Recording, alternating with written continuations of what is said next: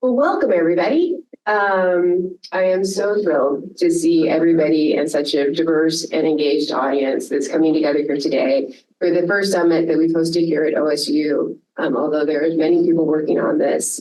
So it's so wonderful to have you here. But we're really kind of trying to focus on enhancing wildfire smoke preparedness in Oregon schools and childcare.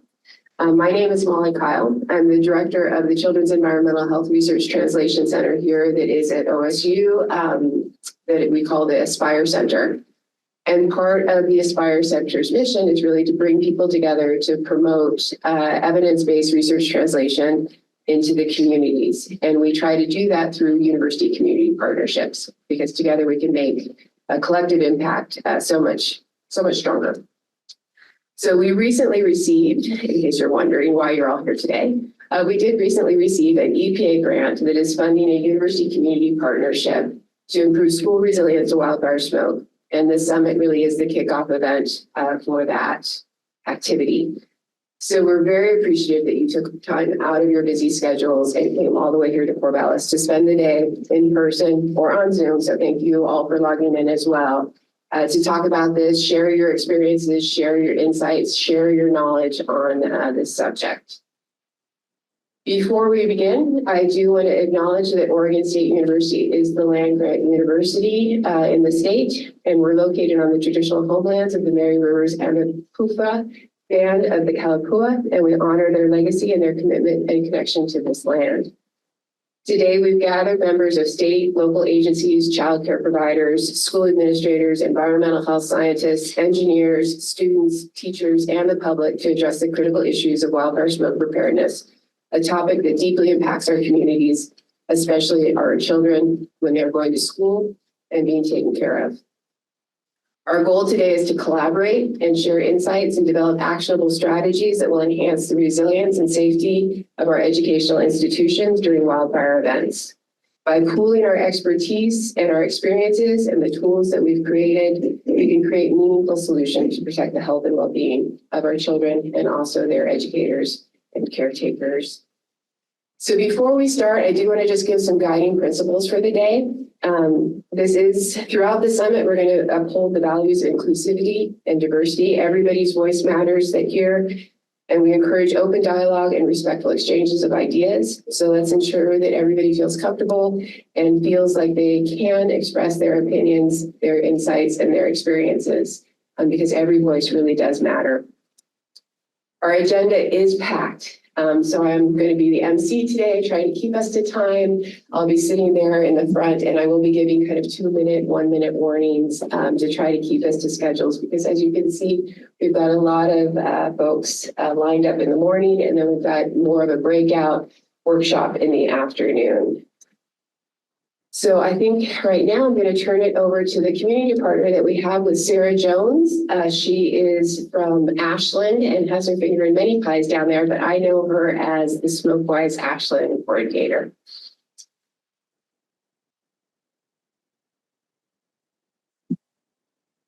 Thank you, Molly.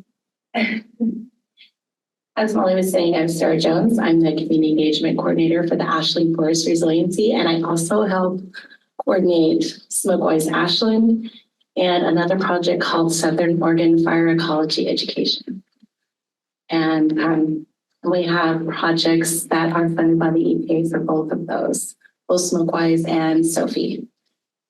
I know that Molly thanked a lot of you, but I sincerely appreciate your time today. We are here not only to plan our efforts for improving response during smoke events with the Wildfire Smoke Toolkit, but also here to build out a network of support and coordination. And we're excited that you're here to help us. This is such an important challenge that it's even bringing together long-held rivalries in Oregon. So we have both ducks and beavers here in the room today. So I want to thank OSU Aspire Center, OSU Sustainable Healthy and Resilience Buildings Lab, and the University of Oregon Center for Wildfire Smoke Research and Practice for your help in organizing this. And I want to recognize OHA, who has worked tirelessly to serve our communities for smoke and health resilience well before the summit. And they had many meetings with us and in planning this event. And I'll go ahead and get started with the slides. So I'll outline the work that we'll be doing today in coordinating to pull together the toolkit and build out our network to serve schools and childcare centers. Let's see, I can. To the shared goals here. Oh, oops, sorry about that. Okay.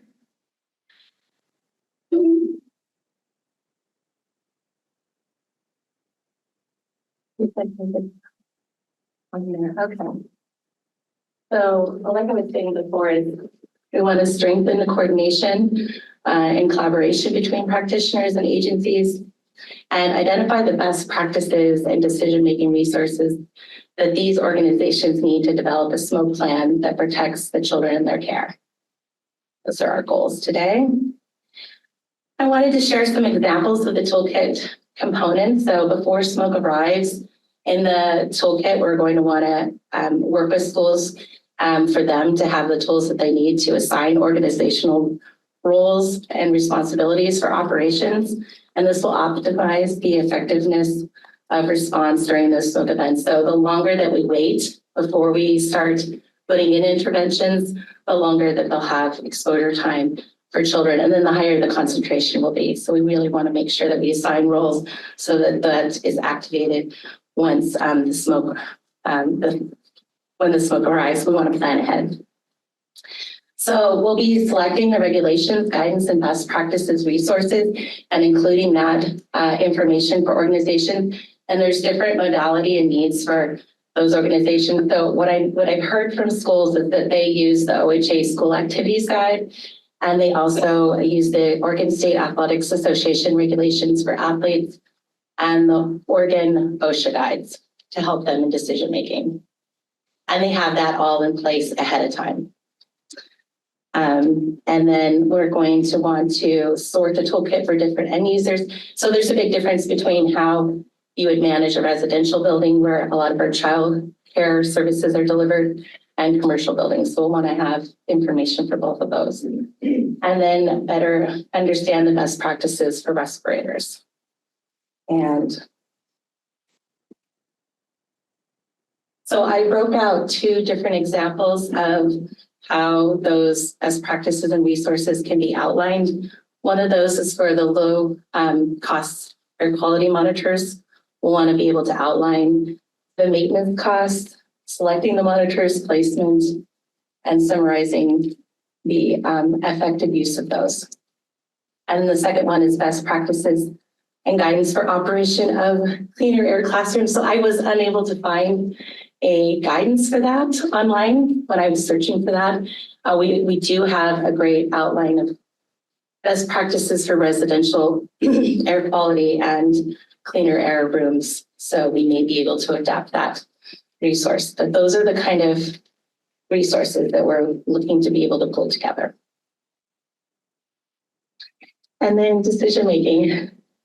We want to have decision-making at AQI, activation of the smoke plan, examples of this decision-making that you might want to be doing for your organization is what kind of additional supports would you provide for students with pre-existing medical conditions and school activities, so recess, physical education, outdoor sports, and indoor sports. And then school busing and transportation. And then open and closing facilities. We've heard from schools that they're unsure of when they should have facilities closed at AQI levels. And then also whether or not you would be wearing a respirator as optional or mandatory. And so we also want to, as a community, understand and address the risk for PM, heat, and communicable disease exposure. So we'll want to share and summarize the current information on environmental exposure risks for Oregon's children. And this will be part of the toolkit and a way for us to address this as a community. And well, as part of this, we'll be able to share an analysis of school population and the needs for services and resources, research summaries on the current climate conditions, and case studies. We are performing some case studies in Southern Oregon, and we'll be able to summarize those and our best practices and what worked during smoke events. And we want to plan and coordinate our resources needed for addressing schools and childcare centers so that we can meet their unmet needs. So before the summit, I took a look through the EPA document developed in January of 2022 called Children's Health and Wildfire Exposure Workshop Recommendations. And I just wanted to tease EPA about the name. They gave this excellent roadmap for what can be included in a guide. Our guide would be Oregon Wildfire Smoke Toolkit for Schools and Childcare Centers Workshop Recommendations. Since I'm from Ashland and home of the Shakespeare Festival, I should add what's in the name, that's which we call a rose by any other name would smell as sweet. But I think what I'm getting at here is that so many of you have developed excellent guidance for helping schools and preschools adapt to smoke. And many of this work has been done with support of the EPA and state agencies. And there's nothing wrong with content, substance, science, and excellent service taking precedence over splashy names. And so hopefully, and all of my rambling here, you're getting a sense of what we can include in our toolkit, and that I encourage us all to work on this network, the public policy, and the kind of proactive response that we can plan as a community of both practitioners and providers for our children here in Oregon. And I think that's everything I should cover on this part. And Molly, please add to this if I missed something. And I think you set the stage. thank you. It takes a village, and then the village needs a village. So we do have a long day planned ahead of us. There's coffee and snacks in the back. Feel free to stand up, stretch your legs, fill your coffee. There's restrooms down the hall if you need it. The women's restroom is closest. The men's restroom is all the way down. If for some reason we do need to leave the building, you all probably came up in the main doors. That's the main exit, but also there's stairwells directly across that lead to the outside. And yeah, we're going to breakout sessions will be upstairs after this. And for the folks that are on Zoom, thank you so much for joining us. If there are comments and things that you want to say, we do have a moderator, so feel free to put them in the chat, and Steph will be your voice in the room. With that, I think we're ready for our first speaker. So I'm happy that Carol Trenga from Oregon Health Authority was able to come down today and take time off from her busy schedule to talk about the impacts and trends of smoke in Oregon and its impacts on health, children's health and well-being. So yeah, we'll be trapped with that. So the dancing is just using the arrow keys there. Thank you. All right. Good morning, everyone. Thank you, Molly. And I want to thank the Aspire Center for hosting this event and all the great collaboration we've been having over the years since they were funded. And I also want to acknowledge that my work here is funded by the CDC Environmental Public Health Tracking Program primarily.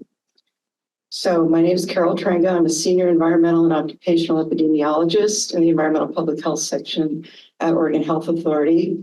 My background is in both environmental toxicology and also air pollution epidemiology. And I've been working at OHA since about mid-year 2018. So I'm relatively new to Oregon's public health scene.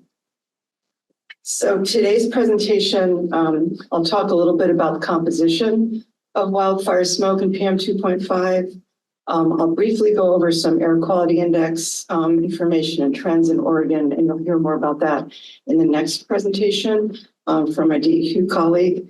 And I'll spend some time on the health effects of wildfire smoke, talk a little bit about respiratory health outcomes in children and youth in Oregon, and also providing some resources in the slides in terms of review articles and articles where if you want more information, you can dig a little deeper, since we don't have a lot of time to go into a lot of detail.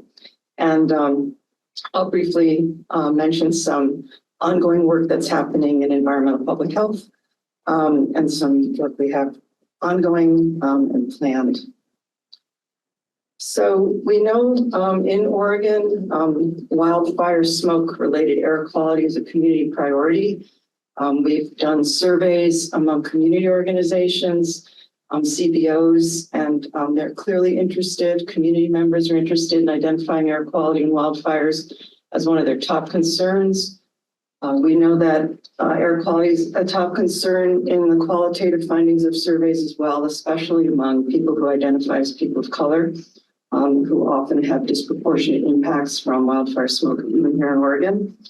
And OHA is currently funding 37 community-based organizations that are engaged in climate resilience adaptation actions. So that's helping kind of strengthen our infrastructure for dealing with some of these combined hazards that we have going on here, including heat and smoke. And recent legislative investments in household air purifiers, including expansion of 762. This year, we did get more general funds for the state to resume the air conditioner and air filtration distribution program.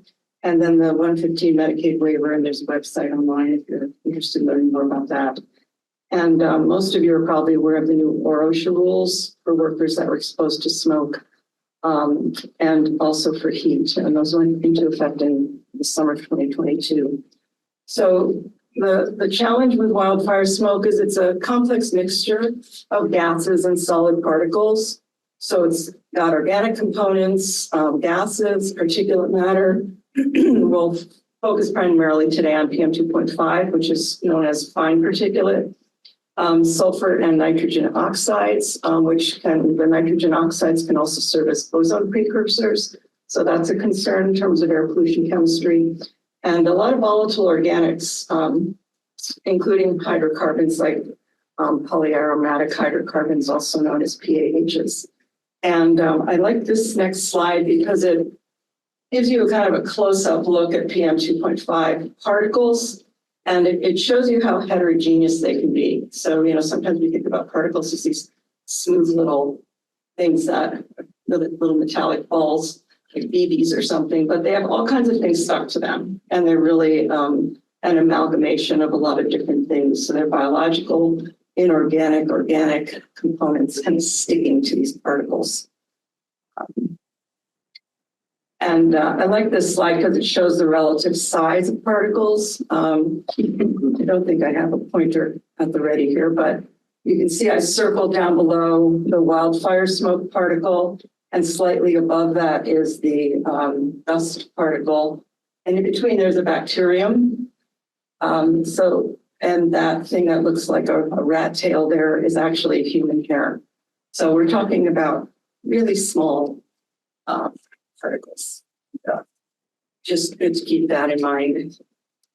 So the AQI, you'll hear more about this from Jennifer Horton and from DBQ, is in 6 different categories. And EPA, in conjunction with the new National Ambient Air Quality Standards, the annual standard, lowering of that from 12 to 9 micrograms per cubic meter, has changed the break point for the moderate range. So as you can see here, the yellow moderate range dropped from 12.1 to 9.1. So what that means is, and that became effective literally yesterday, if my math is correct, it was 60 days after the rule was published, and it was published on February 7th. So what that means for us is we're going to see more days that are classified as moderate AQI, and more more people exposed.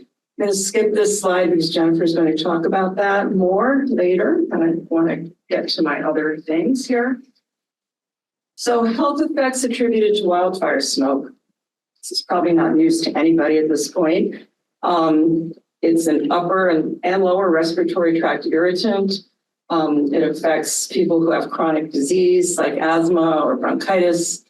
Some more recent research, I think that got accelerated because of COVID, is showing that air pollution increases susceptibility to respiratory illness, and it also can make respiratory illness more severe.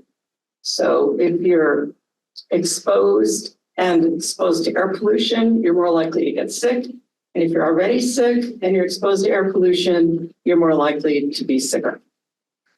So that's something good to keep in mind. There's also more and more evidence about increased risk of cardiovascular effects, and we're starting to monitor that a little more closely, as well as a lot of work being done right now on cumulative exposures. And we have a lot of people in the state who are exposed chronically over time, year after year or multiple times in the season. I circled this PM 2.5 exposure can cause increases in acute respiratory and cardiovascular outcomes at low to moderate AQI levels. So that's something to keep in mind. The AQI is very informative as far as it goes, and there's more and more evidence that there's really no safe level of PM 2.5 exposure, and the dose response curve, toxicology talk, is steeper at the lower ends of concentrations for ED visits, for example, for asthma, than it is as you get to higher concentrations. So paying more and more attention to those lower levels of exposure. I love this graphic, so I just want to spend a quick minute talking about it. Toxicology study, this is diesel particulate, but it also applies to wildfire, where someone has infectious respiratory particles in their nose. In this case, it was pneumonia. They breathe in PM. The particles, viral particles, hitch a ride on the PM, and they end up going deeper into the respiratory tract and become infective. Where in the past, maybe prior to that, it would have been captured in the upper respiratory system, and the person may not have gotten sick. So these are just some mechanisms that are currently being explored. Increased risk, I like this pyramid because you're seeing that light blue with the subclinical effects with no symptoms. That doesn't mean people aren't having health impacts. It just means they're not symptomatic. Next level, symptoms and medication use. So we do monitor respiratory medication use. And ED urgent care visits, you'll see some data on that. Hospitalizations, and then deaths. In Oregon, we haven't done a lot of research on excess deaths attributable to air pollution. Those are primarily done at the national level with larger populations over time, but there is a good literature on that if you're interested in pursuing that. So again, people at increased risk. I highlighted infants, children, and pregnant people. It's the topic of the day, so I wanted to focus on that a little more.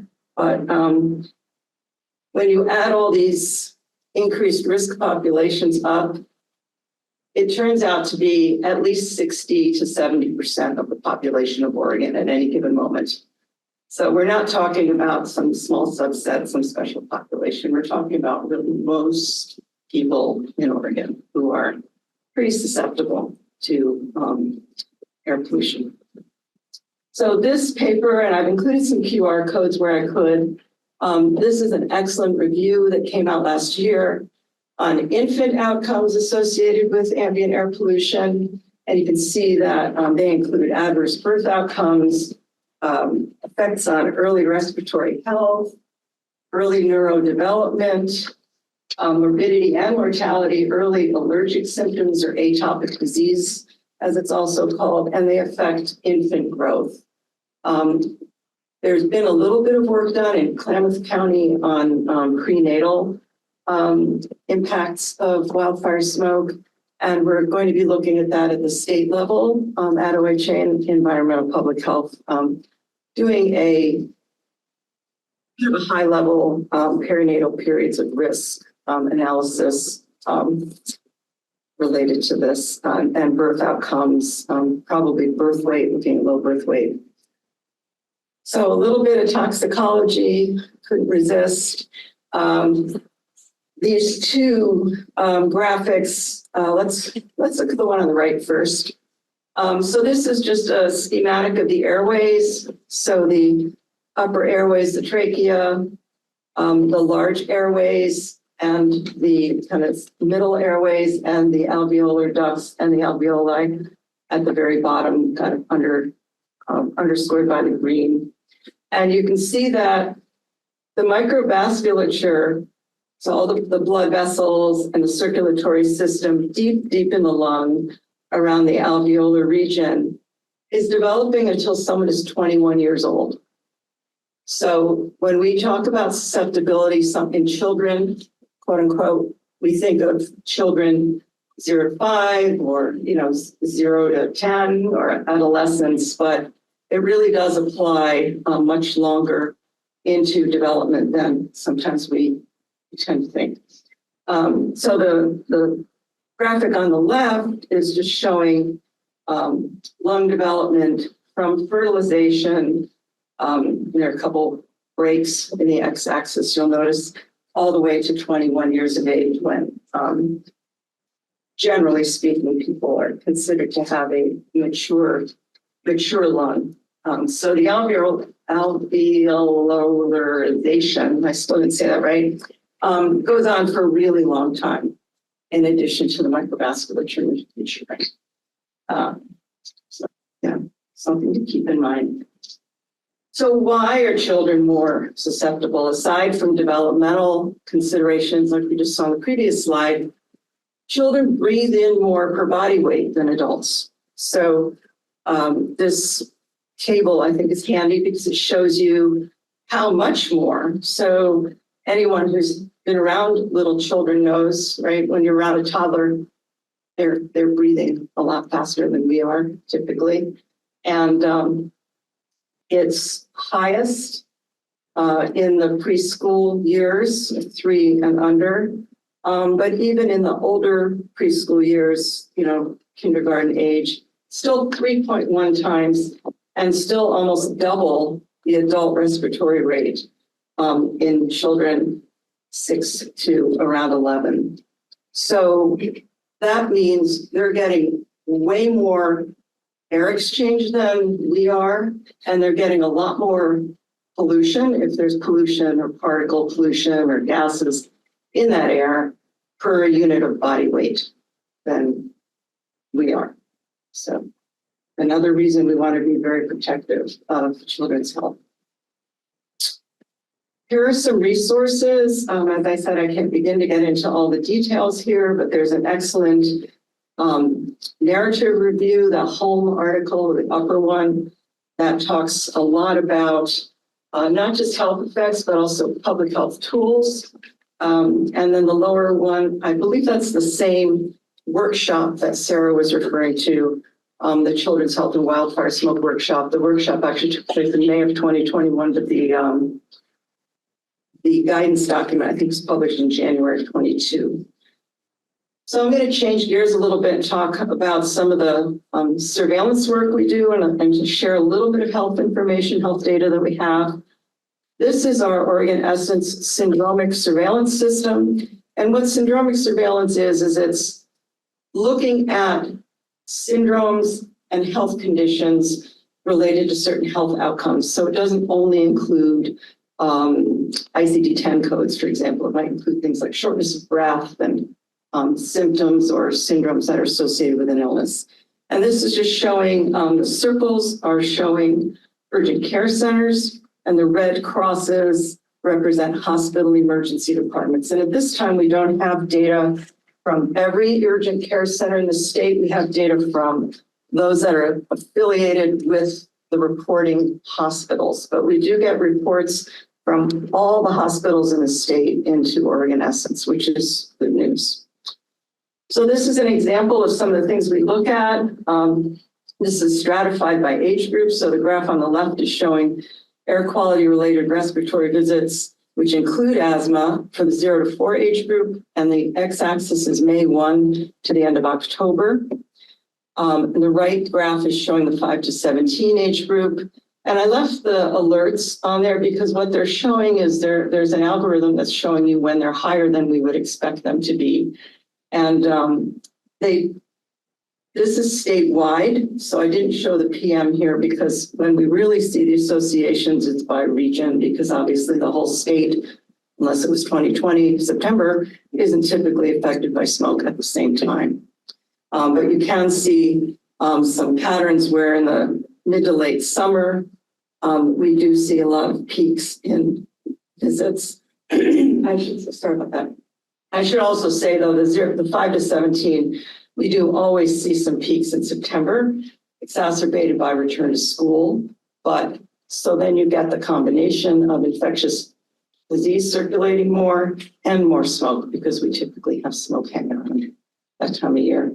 This is an example of a map we use. If you've ever been on a smoke call in the summer for wildfire season, this is just a slice in time last August. And just bringing your attention to the 0 to 4, there was a region 5 elevation in those respiratory visits in Jackson County associated with smoke at the time. And you don't see 0 to 4 called out in any of these other places, but there were enough slight elevations in all the other regions combined to drive the state rate or the state number of visits to be elevated for a couple of days there. So we're seeing substantial impacts in these populations that are, not exclusively due to air pollution, but certainly associated with air pollution. So I want to thank Sharon Chang for creating these maps for us. This is emergency department visits in hospitals only. So this is not ED urgent care, but you can see here certain counties have pretty high rates of visits. Now these are combined rates for 2018 through 2021 in the 0 to 17 range. But you can see the Central Oregon, a couple of counties there have very high rates, Southwestern Oregon, and those are especially counties that are affected by poor air quality due to wildfires. There are some counties on the coast that also have high rates, and we also have some data that we're starting to look at in more on mental health. And you'll notice that the rates in mental health visits here are high in some of the same areas. So again, more evidence of more complex health outcomes. We can't just be looking at one thing in children or in anyone for that matter, in adults as well. And then this is a graph made by Stephanie, postdoc, I believe, at OSU. Thank you, Stephanie. And just want to quickly call out that, we do see a lot of differences by race. And you'll see that the Black or African-American race category has the highest rates among children. And the white has the lowest race. And Native Hawaiian or Pacific Islanders are next highest in terms of rates over time.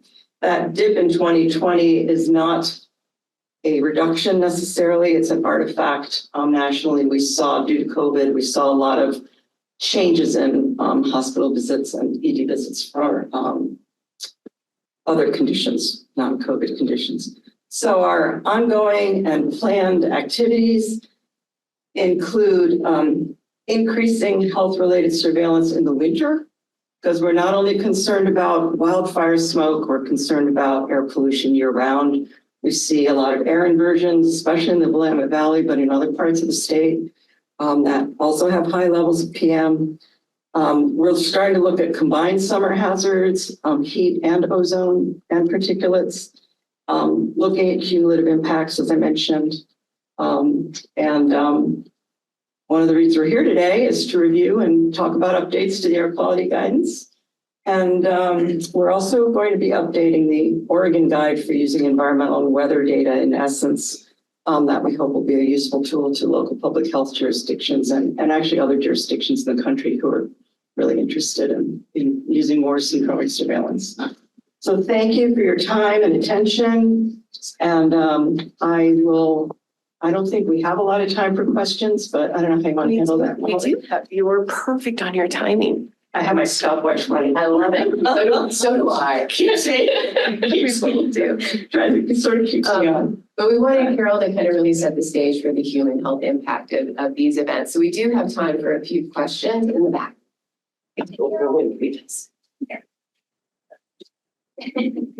Just using the mic for people.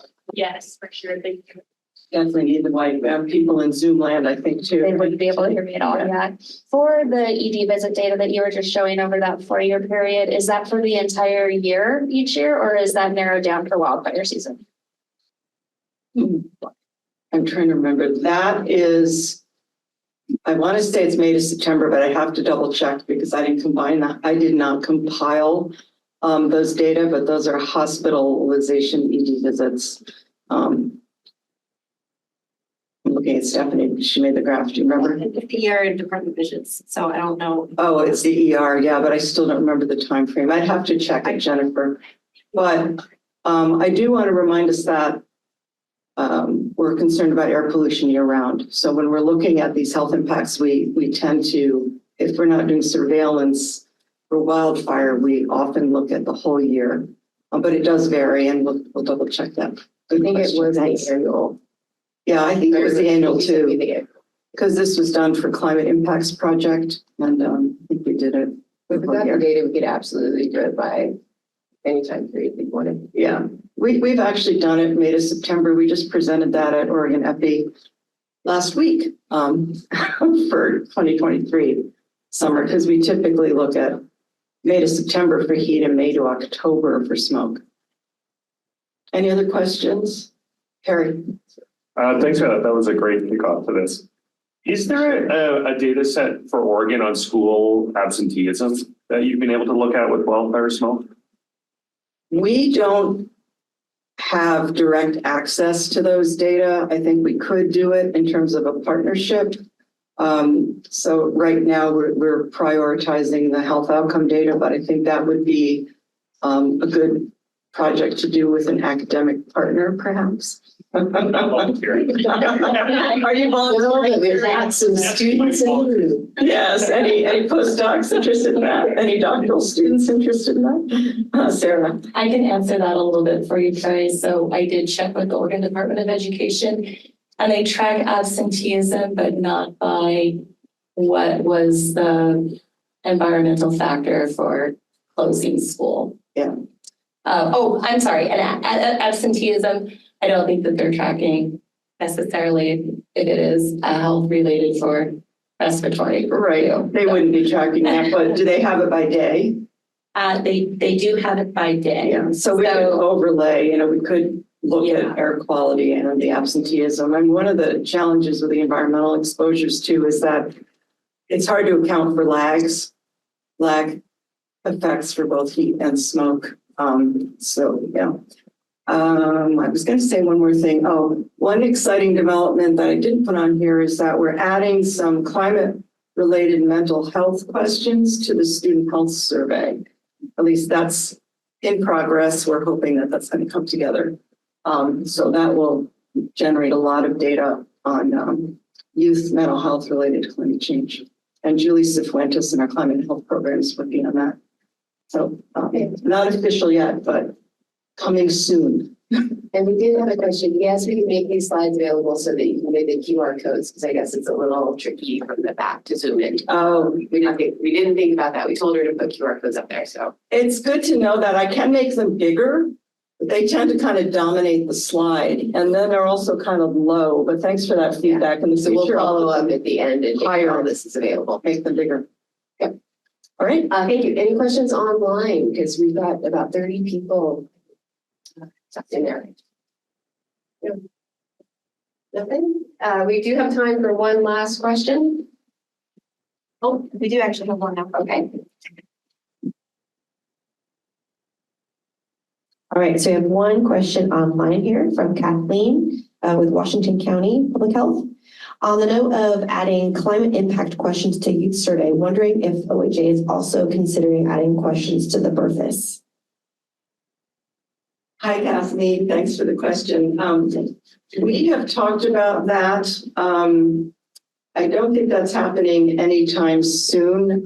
There was a mental health question on the BRFIS in 2018, and we actually published a paper with CDC in 2022 on mental health related symptoms and wildfire smoke in Oregon. So that's kind of the closest we've gotten to that, but it's a few years old already.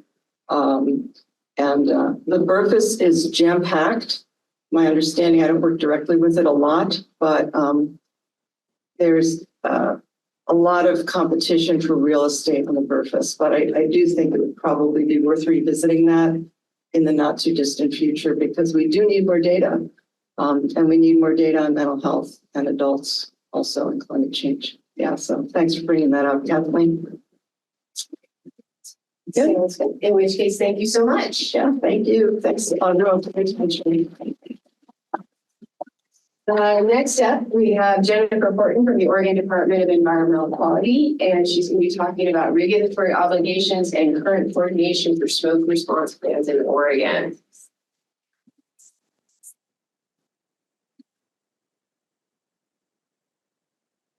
So welcome, everyone. Thank you to Sara and Molly for inviting me here to speak today. My name is Jennifer Horton. I'm an air quality planner for Oregon Department of Environmental Quality. I'm based out of our Medford office, and one of the programs I focus in is smoke management, so wildfire and prescribed fire smoke. And that's why I am here today. So just to go over our monitoring network a little bit, DEQ does ambient air quality monitoring throughout the state. That monitoring is an integral part of an effective air quality management program. Some of the reasons that we collect that data is not only to inform our permitting programs and some of our other emission reduction programs, like our diesel emission programs, but also to provide that data to the public. So we have our air quality monitoring website, which I'll have a screenshot of in a second here. The public is able to go to that website, see current air quality conditions, and access a variety of reports for air quality data over time. So this is our air quality monitoring page. It's aqi.oregon.gov. You can see the monitors that are placed around the state on this page. And one thing of note is the different reports that you can access on this site. So if you are on the page and you go to that hamburger menu that's in the top left, it'll pop out a little white screen that has a bunch of different options. One of those options that is popular is the data reports option. You can pull data by air quality monitoring site. You can put in a customized date range, and you can get that data either as a table, a graph, or a spreadsheet. And if you do the spreadsheet, it does give you hourly data points. And so you do get quite a bit of information on that. Additionally, there's another drop down in that white menu that isn't showing on this screen, but you can get into the reports that DEQ generates. So we have our annual air quality monitoring trends report, and we also have our wildfire trends reports available on this site for people to go in and download. Something of note, in Lane County, they do have the Lane Regional Air Protection Agency. So they are like the DEQ of Lane County for air quality. They are governed by the same rules as DEQ. They have, they're part of our monitoring network, but they do have their own monitors in Lane County. And they implement their own programs and issue their own air quality advisories. So during wildfire season, if there's an air quality advisory for Lane County, DEQ will obviously put that up on our smoke blog as well, but we make sure that Lane County is confirming that they agree an advisory needs to be in place, and it does come out from Lane County, not specifically from DEQ. Carol did a good job of giving an overview of the air quality index, and I'll talk about it just a little bit more. So this is an EPA tool that they use to allow us to easily communicate air quality information to the public. If we were to come out and say that the air quality on a given day is 36 micrograms per meter cubed, we're going to get a lot of blank stares back at us. But if we say it's unhealthy for sensitive groups and we have that orange color, that's going to make a lot more sense to people. So we do use the air quality index for our air quality advisories. That is the way that we show our air quality information on that AQI website. And it allows us just to communicate a lot more seamlessly with the public. There we go. So we do issue wildfire smoke advisories. Sarah was talking about names, and we've got a couple of doozies. So we have the Oregon Wildfire Response Protocol or Severe Smoke Episodes. We call it the protocol or the wildfire protocol. But this is available on the Oregon Smoke blog. It's on a icon on the right-hand side of that page, so it's always accessible to the public. And that protocol contains the process for issuing air quality advisories. It is a partner effort. OHA is one of our partners, National Weather Service, ODF, and several other agencies. But it contains, as well as contact information for all of those partners. It also has recommendations for actions to take based on the current AQI. So if you get into the protocol and you go to table 4, we do have recommended public health actions. Something to keep in mind is that DEQ doesn't have regulatory authority to mandate that communities or schools take action based on a certain AQI or based on an advisory being in place. And we also don't monitor indoor air quality. So all of our network is ambient and outdoor air quality. And the recommendations both on table 4 and as part of our advisories are just that, they're recommendations for actions to take. For our advisory calls, they are initiated when wildfire smoke is forecasted to impact a community at a 24-hour average of USG or greater. Carol mentioned the change in breakpoints for the AQI. That breakpoint between moderate and USG has not changed. So while we will see communities having a lot more moderate air quality, that USG breakpoint is still the same. So the number of advisories that we have won't change just based on the change in AQI. So once we have that predicted forecast of 24 hours at USG or greater for the average, we will initiate our calls. We will discuss all of the current conditions, fire activity, weather conditions, smoke forecasts, and we'll determine if we need to issue an advisory or not. I've got a couple of slides that show our advisory templates. So this is an advisory that was issued last year. We do have our templates already fully laid out and pre-translated, which makes it easier for our communications team to get those posted once we make our decision. So the only information that is going to change on these advisories will be the location, the duration of the advisory, and wildfire specific information. So we try to include the wildfire name. Also, as part of our advisories, we have public health recommendations. So things like staying inside if you can, having your air conditioning on recirculate in your home, wearing an N95 mask, all of that health recommendations are included in our advisories as well. I'm going to jump into a little bit of wildfire trend data. So this is the acres burned over the previous 10 years. As you can see, in 2023, we only had just under 200,000 acres burned. So we really had a good year for wildfires if you're considering just acreage. But when you start to get into some of the trends that I'm going to show you, both because of where those fires were located and because of smoke that was coming into Oregon from fires outside of our state, we still had some pretty poor air quality last year. So this was our smoke trends from 2004 to 2023. On the left side, it's 2004 to 2013. And you can see we didn't really have a lot of days over that time frame that were at USG or greater. And then when you go to 2014 to 2023, you can see in Southwest Oregon, we had 14.2, up to 14.2 days at USG or greater. Central Oregon had some pretty poor air quality. And we had more days in the northern and northeastern part of the state as well that had poor air quality. So this shows a 3-year comparison for just a selection of our sites around the state. 2023 is that last bar in orange. And again, as you can see, even though we had significantly fewer acres that were burned in 2023, we still had a lot of communities that were really impacted by smoke and had poor air quality. And then I'm going to run through some trends for a handful of cities. This data is from our 2023 wildfire smoke trends report. So this hasn't been published on the AQI site yet.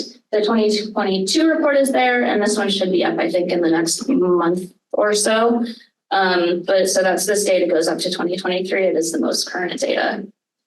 You can see Bend had 21 days USG or greater in 2023. 13 of those days were at USG, 7 were unhealthy, and 1 was very unhealthy, and significantly worse than 2022, which was only 6 days total at USG or greater.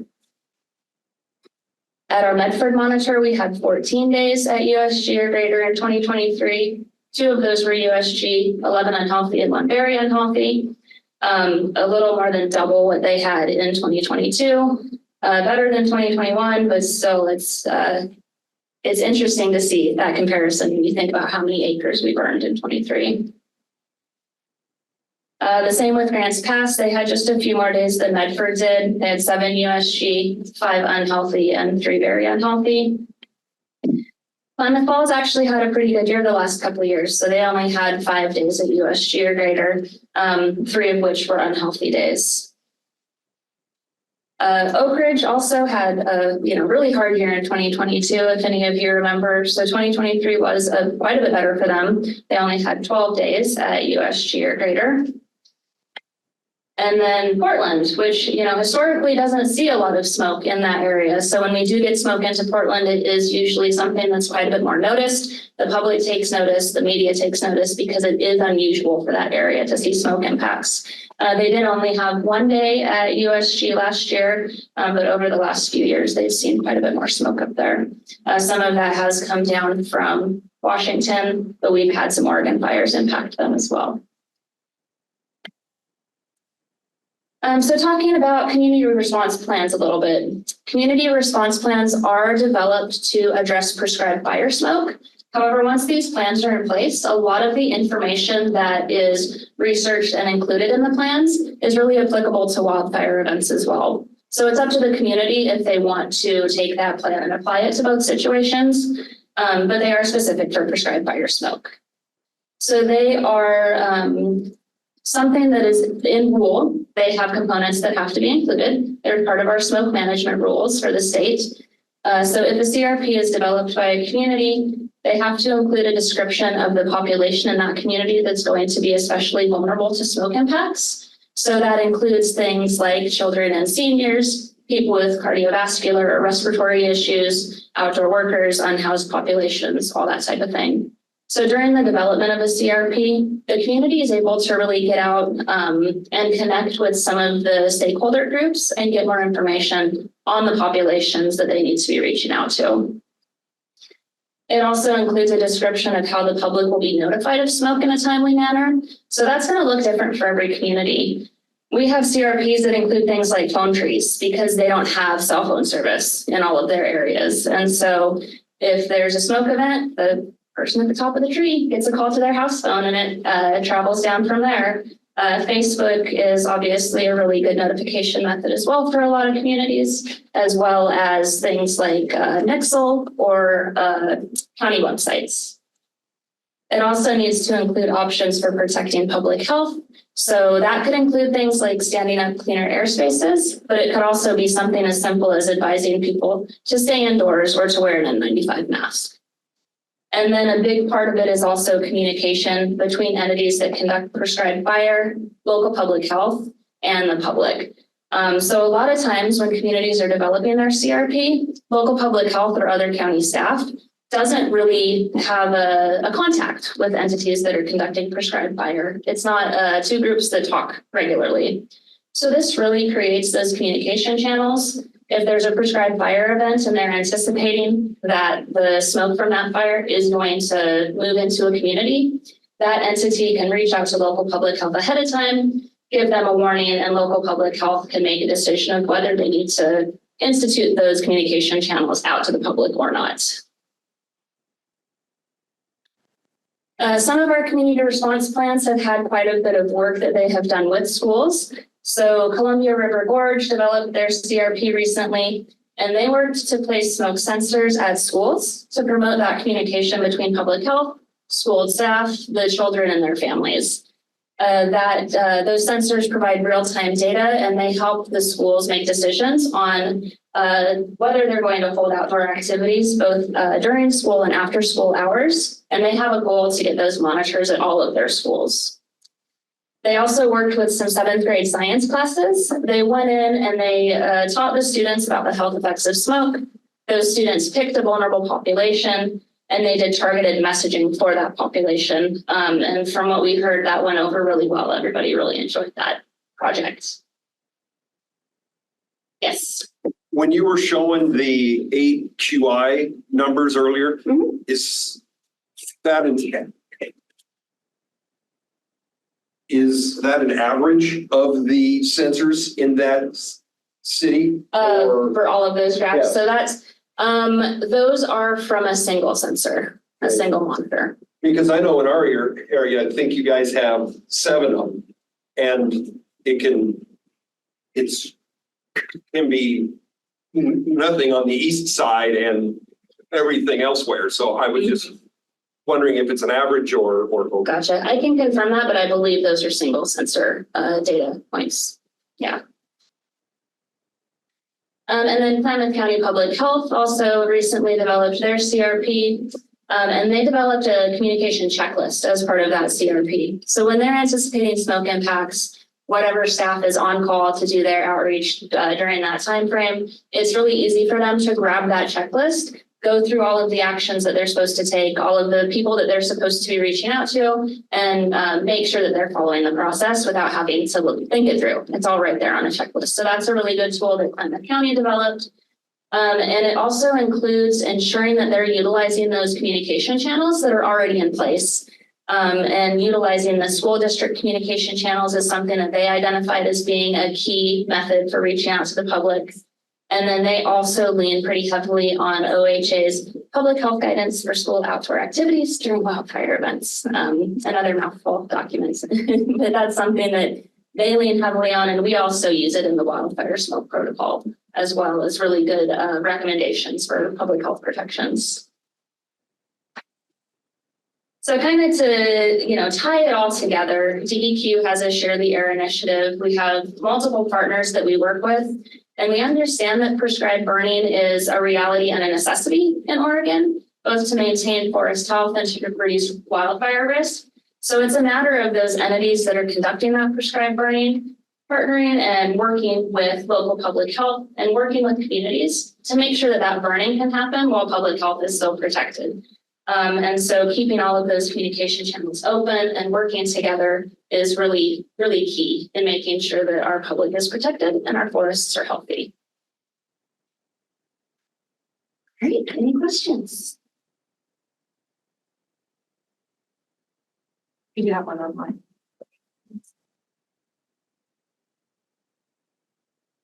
All right, we have a question online from Kathy Slavic from Yeovil.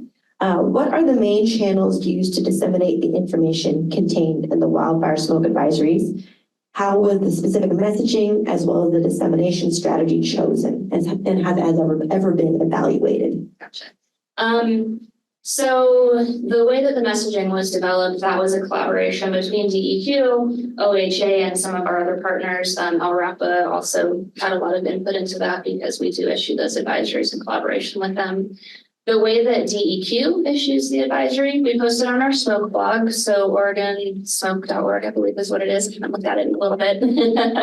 And then we also put it out through our Gov Delivery and on our newsflash page for the state.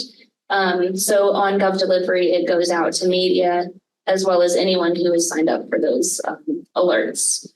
Local partners can then take that messaging and they can push it out however is best for their community. But that's how DEQ does post that information.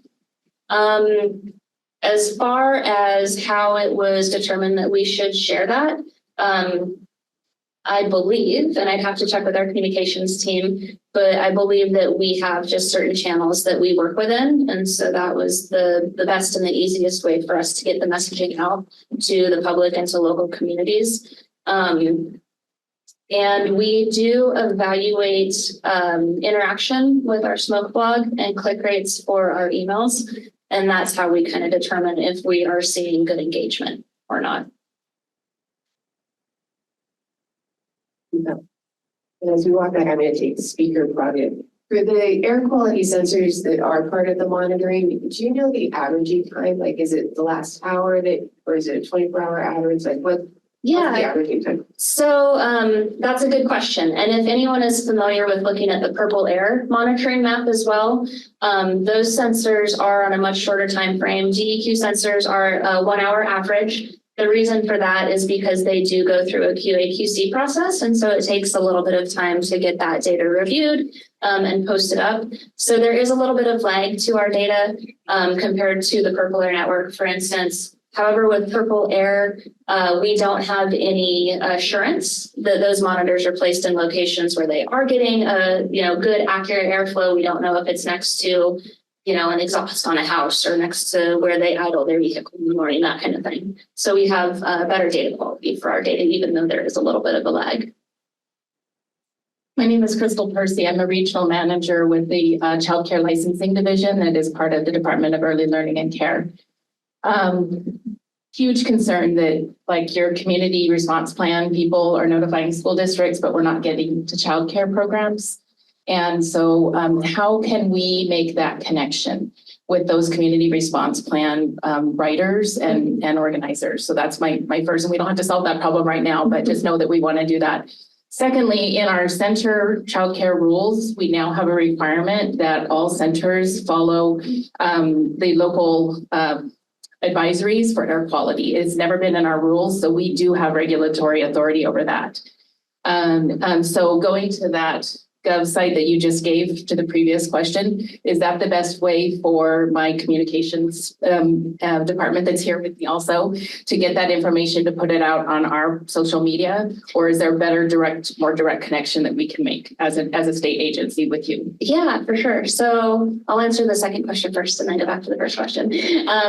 So checking the smoke plug during wildfire season is a good way to see the current advisory that is in place, because we do have those expiration dates up. As soon as a new advisory goes into effect or we make changes to a current advisory, that does get updated and the new information gets posted. You can also sign up for our Gov delivery.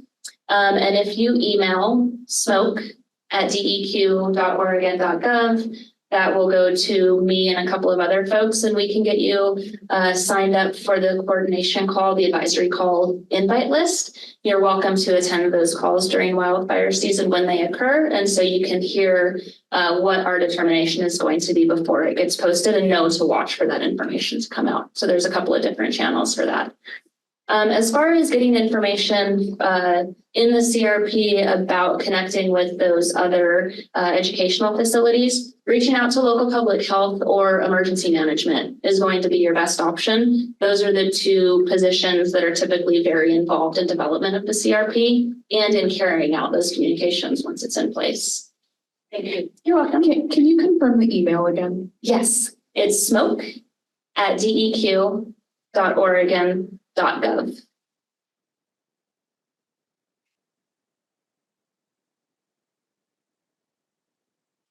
That corner also. Hi, Jennifer. Joe Rogers with Lane County Public Health, and I've been attending those smoke calls. Very, very good information. The question I have is, I think I heard you correctly that there are not indoor air quality monitors. Do you know of any effort to do that, to actually get some indoor air? I'm thinking in the schools in particular, just to really verify what's happening in the classrooms. Yeah, so DEQ doesn't have regulatory authority or programs to monitor indoor air quality. So that's why all of our monitors are outdoor. I know there's some, local initiatives depending on the community to get indoor monitors, especially in schools. So seeing if there are groups in Lane County that are doing that, as well as you can go to Purple Air and you can filter by indoor monitors because they do have those monitors. But again, you don't know what kind of a building that they're located in. You can kind of look at the location and you can decide if it's residential or whatnot. And also you don't know the condition of that building. So is it something that is getting a lot of traffic in and out, or is it a really closed sealed building with, good HVAC? Thank you. Excellent information and presentation. My name is Gretchen. I'm with the EPA and Children's Environmental Health and Air Quality. And I just wanted to add to this incredible number of links and contact information. Northwest Air Quality Communicators Group started 4 years ago, #SmokeReady. And you can just Google it, and it is there's a library filled with messages for your community. And there's a group of links for schools and preschools specifically. We're right in the middle right now of developing all the topics for #Smoke Ready Week, which is the third week in June. So thank you for giving me more information to get good quality information out there for all of you. Thank you. Thank you for that plug, Gretchen. That is a good reminder. And that is a really good communicators group. They've got great info out there.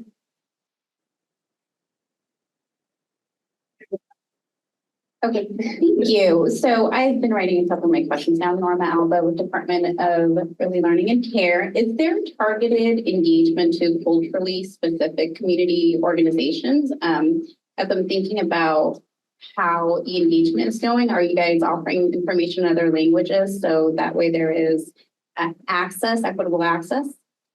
At this time, our advisories are only available in English and Spanish. If a community does need things translated into a different language, we do have that advisory template that is in the protocol and is online, and communities are welcome to pull that out and have it translated into other languages. If there's a specific request, you could send that to the Smoke email as well, and we could see if we can get something translated into another language for you. But just based on trying to, reach everyone in the state, where we know those are the two languages that are the most prevalent, DEQ's decided to just do English and Spanish for that advisory and allow communities to pull that information and have it translated into something that might be more prevalent in their own community. All right, we have a couple more questions online. How are we doing on time? Or actually online, let them go.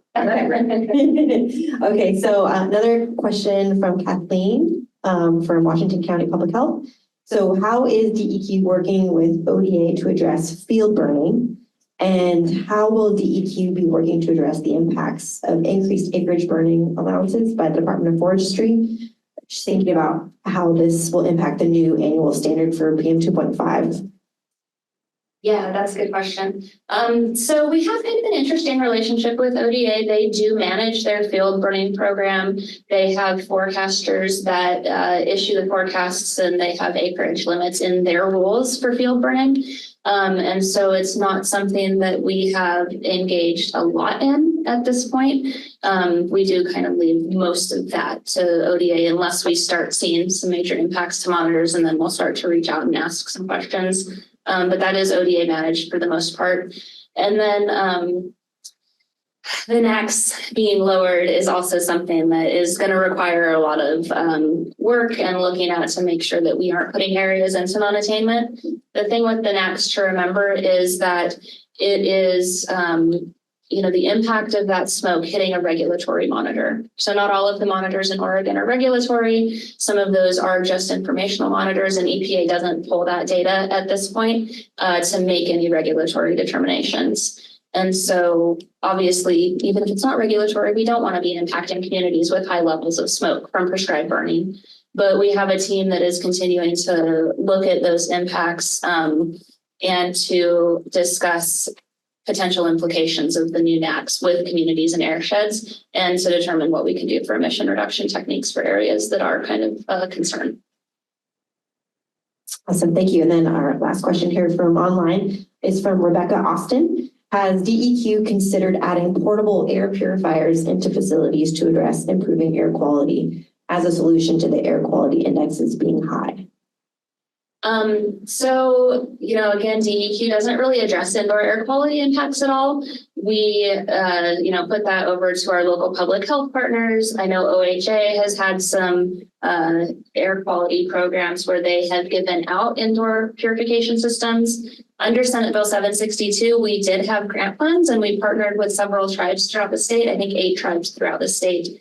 And they were able to use that funding to purchase in-home filtration systems, so those portable HEPA units, to get them out to their populations, especially people that were at risk in their community. But typically that isn't something that DEQ has regulatory ability and funding to address with the indoor air quality.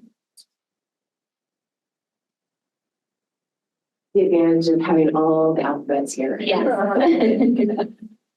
The alphabets are here. Yeah, and the funding I mentioned, that was kind of an expansion of Senate Bill 762 that was recently passed, will revitalize some state funding for air cleaner and air filtration device distribution. That's actually done through partnership with DHS and the Health Services Division. So it's not my section, but and I think Jamie Bash may be talking more about that later as well. Jamie, if I'm wrong about that, give me some grace. But there's more information online, or I can connect you to people who know more about that than I do if you're interested. Thank you. And for the online person, that was Carol Trenga at OHA. Oh, sorry. There we go. Perfect. Well, Thank you so much. thank you everybody for great questions. You've got a quick email addresses for me. Feel free to reach out. I think you raised such an important point. With the new national ambient air quality standards getting lowered, unhealthy days by definition are going to be going up. And how do we deal with that? How do we communicate that? Is going to be the next challenge. It will be. Yep. Amongst many. Okay, so we have one more speaker and then we'll do a quick break and let people stretch out their legs. That doesn't look like yours, Sarah. Oh, no, it is you, Sarah. It is Sarah. Oh, because that's an extra slide. There we go. Sorry. Okay. So we've got Sarah Jones from Smokewise Ashland talking about some of the available resources that she's been able to pull together so far, and hopefully that we'll be able to add to with the collective expertise in the room. Some of I'll actually be presenting a little bit about the ODHS available resources and OHA. So if I get some of this wrong, they're here to ask questions on it. So resources and tools for smoke planning and childcare and preschools and schools is what I'll be presenting on. And I just put this into a nice graph. Now this is obviously the very shortened version of the kind of resources that we have available. And it just shows that I don't know if all the schools and childcare centers in Oregon are aware of the resources and if they're utilizing them. So that's something that we hope to identify a process for figuring that out today. And so Oregon Health Authority has talked about the school activities guide. And then in some slides here, I'll get into some of the resources that are available for community-based organizations. And Oregon Department of Health and Human Services, that the funding and House Bill 3409, there is funding available right now. I think it's your proposals would need to be in by the end of this month. So April 30th is when the Resilience Hubs and Resilience Networks grant funding is due. And then Oregon DEQ smoke protocols that Jennifer just covered. And they also implemented Senate Bill 762, smoke and wildfire resilience funding for developing those community response plans. And then I just wanted to share our Region 10 EPA and the work that they do, and OSU Aspire Center, and then also the University of Oregon Center for Wildfire Smoke Research and Practice too. And so we'll make sure that you get all these slides and links. So I asked OHA and other organizations to send some of the resources that they have available. This was a good opportunity for us to share how we want to be reaching the individual and meeting the needs of persons who have pre-existing conditions in your school community, in your childcare center. So there's a medical waiver that does issue and meet the needs of health-related social needs. Those that can include housing support, nutrition support, and what we're talking about today are climate-related supports and the outreach and engagement that you might need, the education to provide for families who have a student or child with pre-existing conditions. And these are an example of the devices that can be provided. There needs to not only be the device provided, but the organization capacity support for being able to deliver those in communities.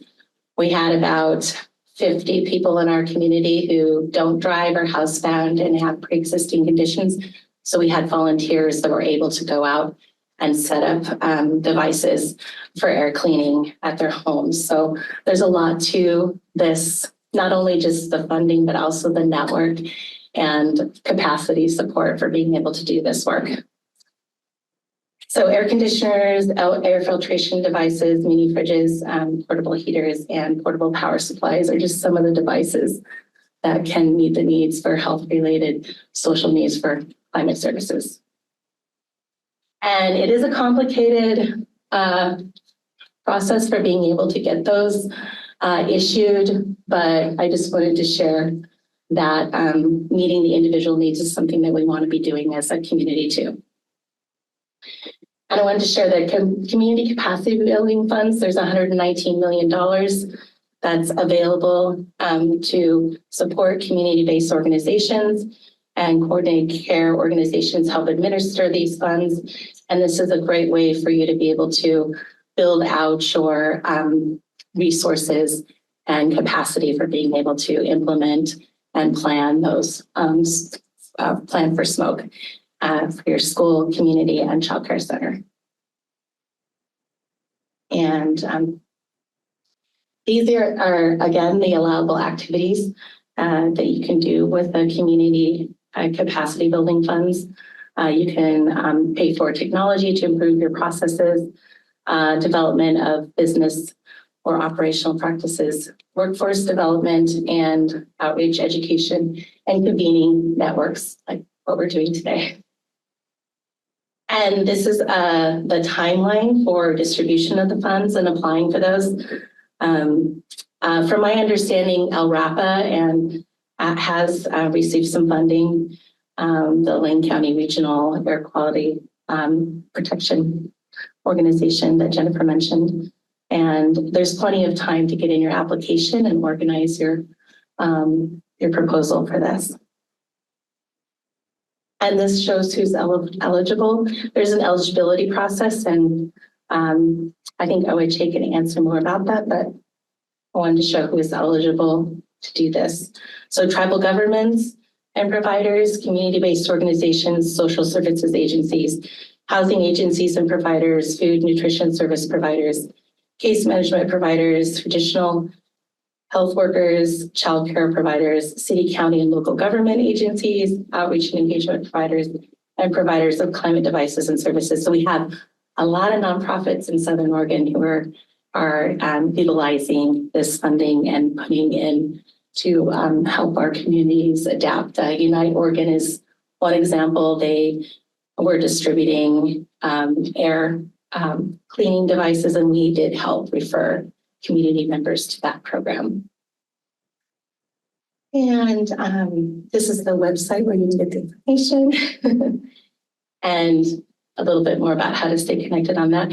And now I'll get into the Office of Resilience and Emergency Management, OREM, and their cleaner air capacities for the Oregon Department of Health and Human Services. And so these are the key responsibilities for OREM as part of Senate Bill 762, the Wildfire Hazard Mitigation Act. They established ODHS Clean Air Grants Program and appropriated $5.2 million to establish those cleaner air shelters in rural and frontier communities. So in Klamath County, they installed a new HVAC system for their gymnasium, and that was a good way to provide a cleaner air shelter, but also to address air quality in a space that students would be using for activities that would increase their heart rate and increase their exposure levels. So it was a win-win for that community, that rural community.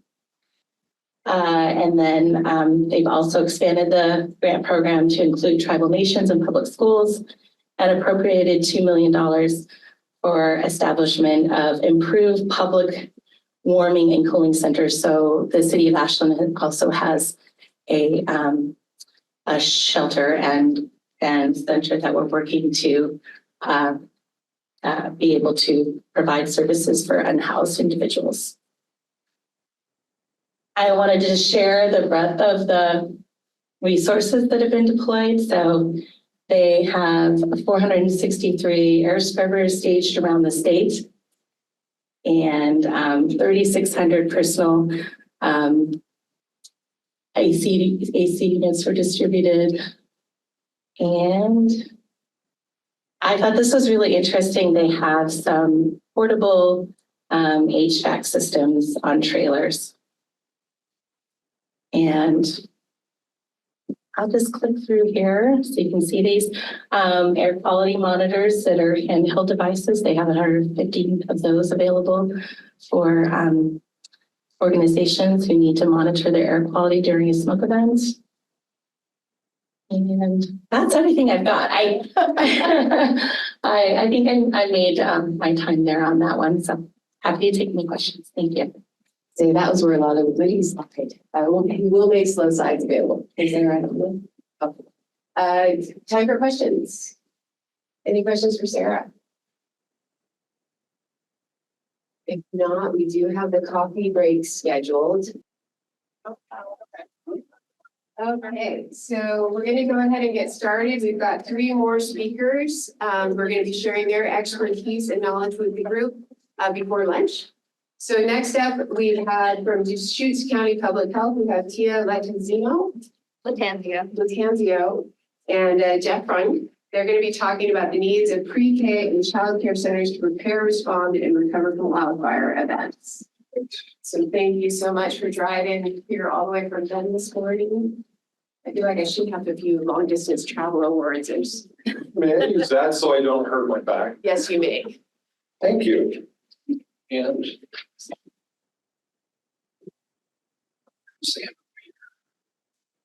right, thanks everybody. This will be a little bit off from what we've been hearing, and I'll leave all of that stuff to you experts, but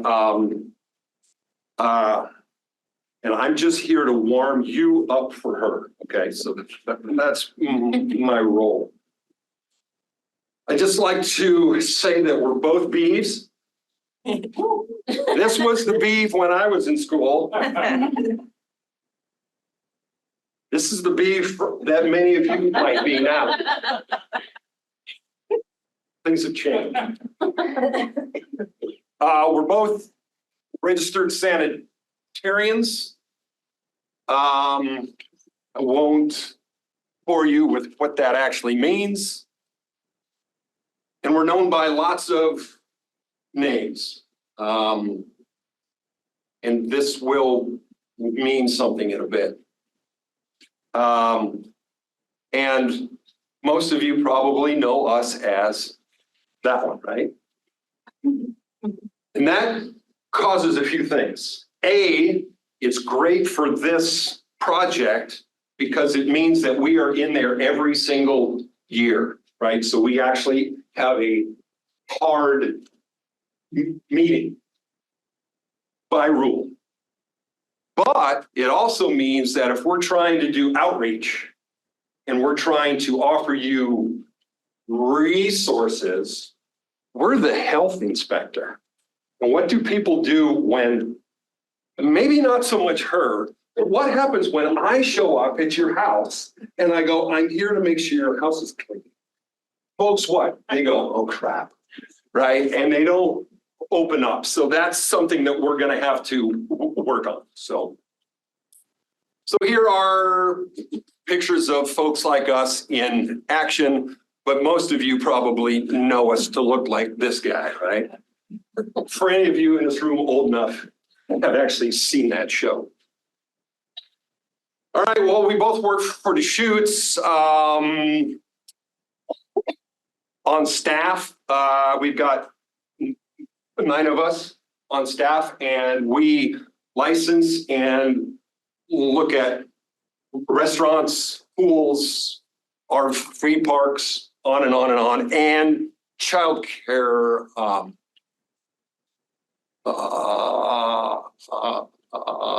centers. And myself, just to put things into context, I've looked at a little over 2,000 of them. So I don't think I'll get shocked, but I still might. Who? I think we have some early learning folks here, and we should talk because I got a slide in a bit that says there are no rules in childcare centers about air. And then she goes, there's a brand new rule in childcare centers about air. And I go, crap. Since when, right? So what does that mean? We need to talk more, right? And in rule, we have to go see them every year. And we don't license them, but we are basically their eyes and ears, right? So we do the regulate thing. So now, for those of you that don't know, well, in fact, childcare center can have X number, but they're typically in a building that was built for that, right? It's got windows, HVAC. The childcare homes are the smaller ones. They are typically in somebody's home. And we are going to more or less focus on these because that home might be from 1960 and it's got no HVAC, no air, nothing. Numbers, we got lots of them in our area, okay? And about half of those are certified childcare homes. So, and what Tia will show you is that this will be for all of the ones in our area here. So, right, I'm moving as fast as I can, you guys. More stats, numbers. Anyway, lots of childcare homes and lots of youngsters. Bed. There you go. So, every year we have to look at them and we look at things like water, food, hygiene. And until just this afternoon, I was about to say, but there isn't anything on there about air, which there kind of is, all right? Now, these are actually from the Child Care Center rules, which are not the same as for the smaller child care homes. But I pulled some of them out, and it does say that they must take steps to do things if there's other hazards. So I guess I could say that's a hazard. In my experience with the early learning folks is I'll say, hey, do you want me to do this, this, and this? And the answer is, you guys do what you want. So I'm going to call that smoke. I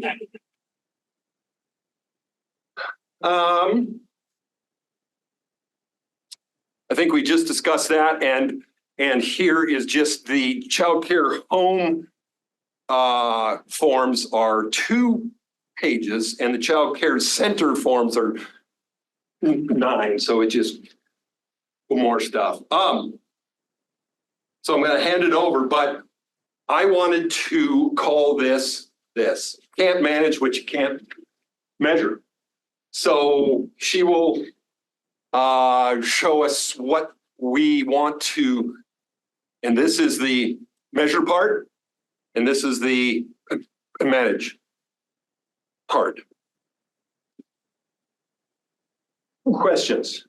Sorry, it was fast, but to me, 7 minutes is not long.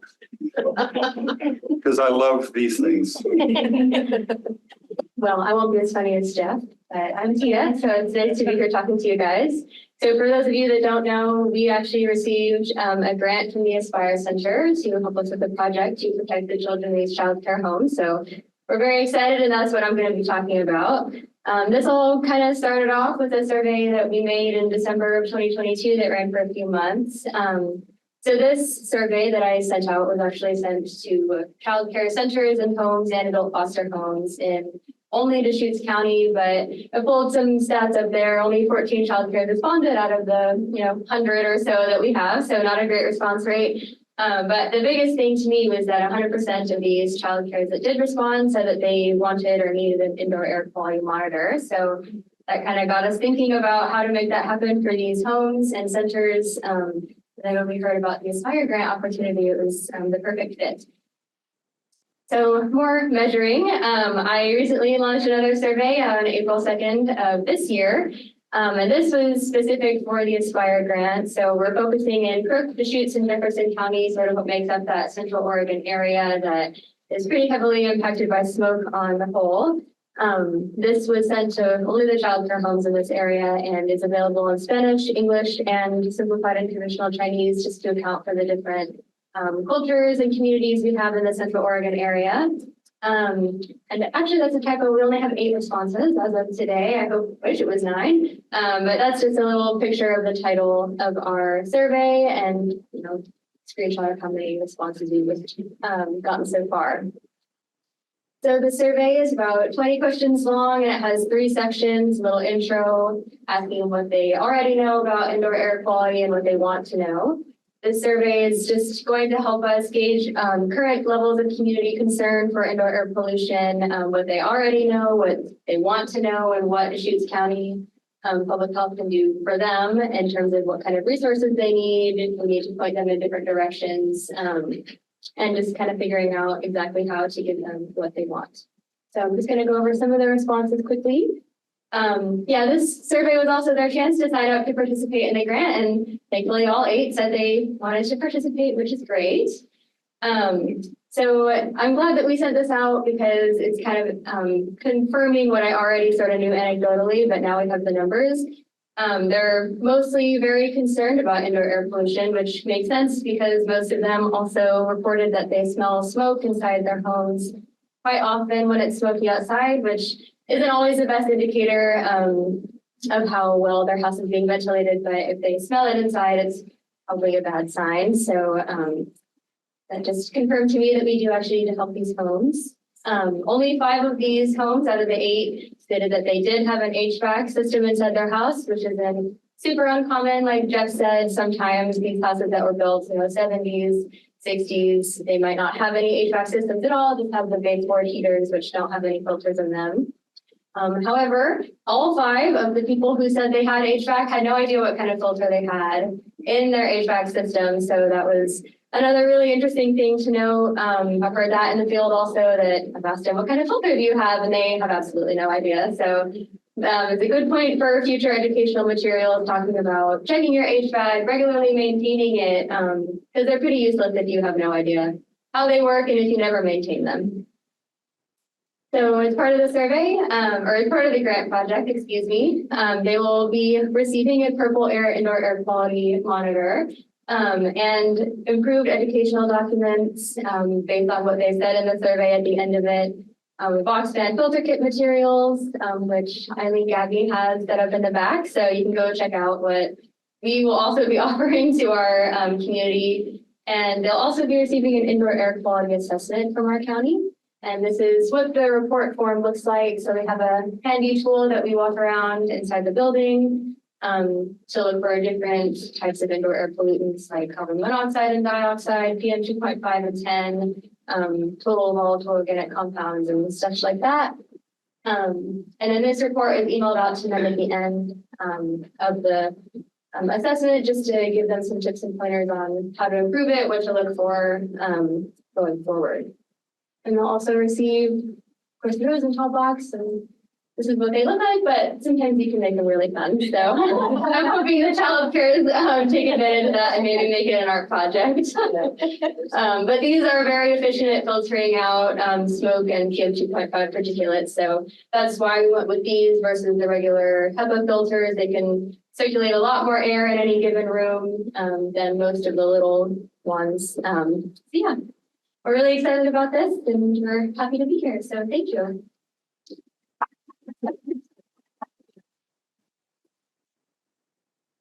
Questions? Yeah, any questions? So for those of you who might not know, the Aspire Center does do grants. It's part of the center that we have here. It's a National Institute of Environmental Health Science sponsored, funded research project about increasing research translation. We have an annual call for awards, and we do give out about $180,000-ish every year. So Perry, who's raise your hand, and Veronica behind, and then Dixie. If you have questions about that, you can ask them or me.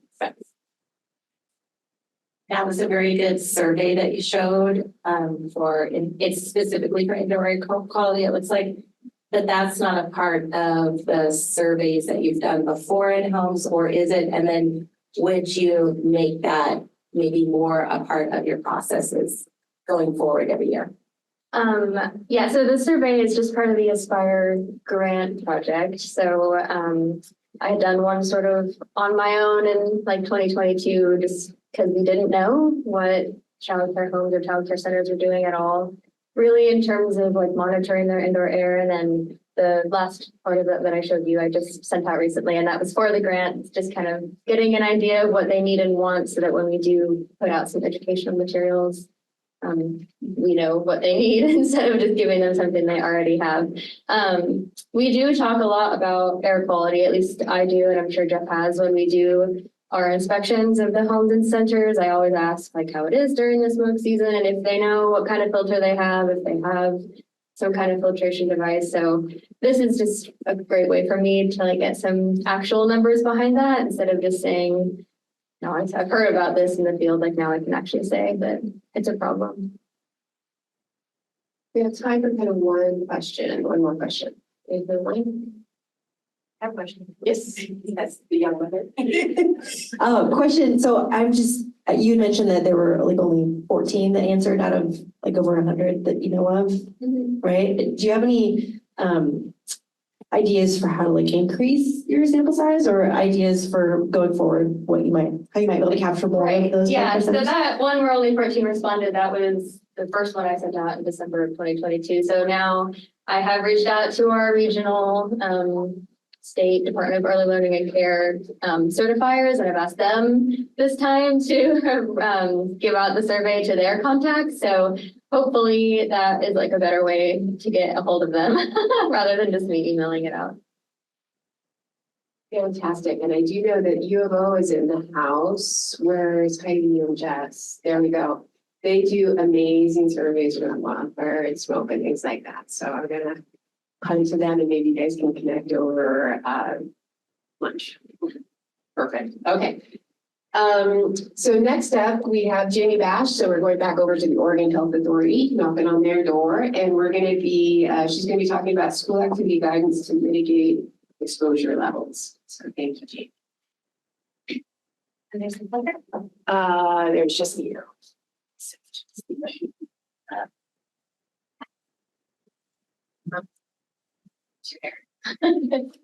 They had a lot queued up. There we go. So just to introduce myself, I recognize a few of you, but not everyone. I am Jamie Bash. I'm the Risk Communications Analyst for the Health Security Preparedness and Response Program. That's a mouthful. Translated, that means I do crisis and emergency communications planning to help our different community members understand how to protect themselves during disasters. So that's my plug into the wildfire work as I work on disasters. I've been working on them since 2016. And so I've seen the nature of our wildfire seasons change over just even that short amount of time. And have certainly heard from your local public health authorities and your emergency managers how it's affecting folks. So I am here to talk about the school outdoor guidance. This guidance was created before I started in 2014. We did do a revision in 2018. I looked at the format and I was like, ooh, some of that language needs to come down to plain language level. it wasn't terribly pretty. So we did a little bit of a refresh. It wasn't an overhaul by any means, but we did take a look at it in 2018. And it kind of stemmed out of our local public health agencies were starting to get a lot of calls from schools. And they were saying, we need something to help advise them. And so we came up with this document kind of based on their questions. But we also know that in crisis and emergency risk communications, it's really important to have a shared message.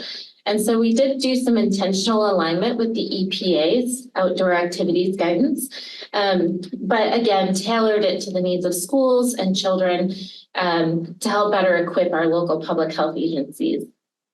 And it's designed to help inform protective measures like monitoring of symptoms in kids who may have asthma or cardiac illness.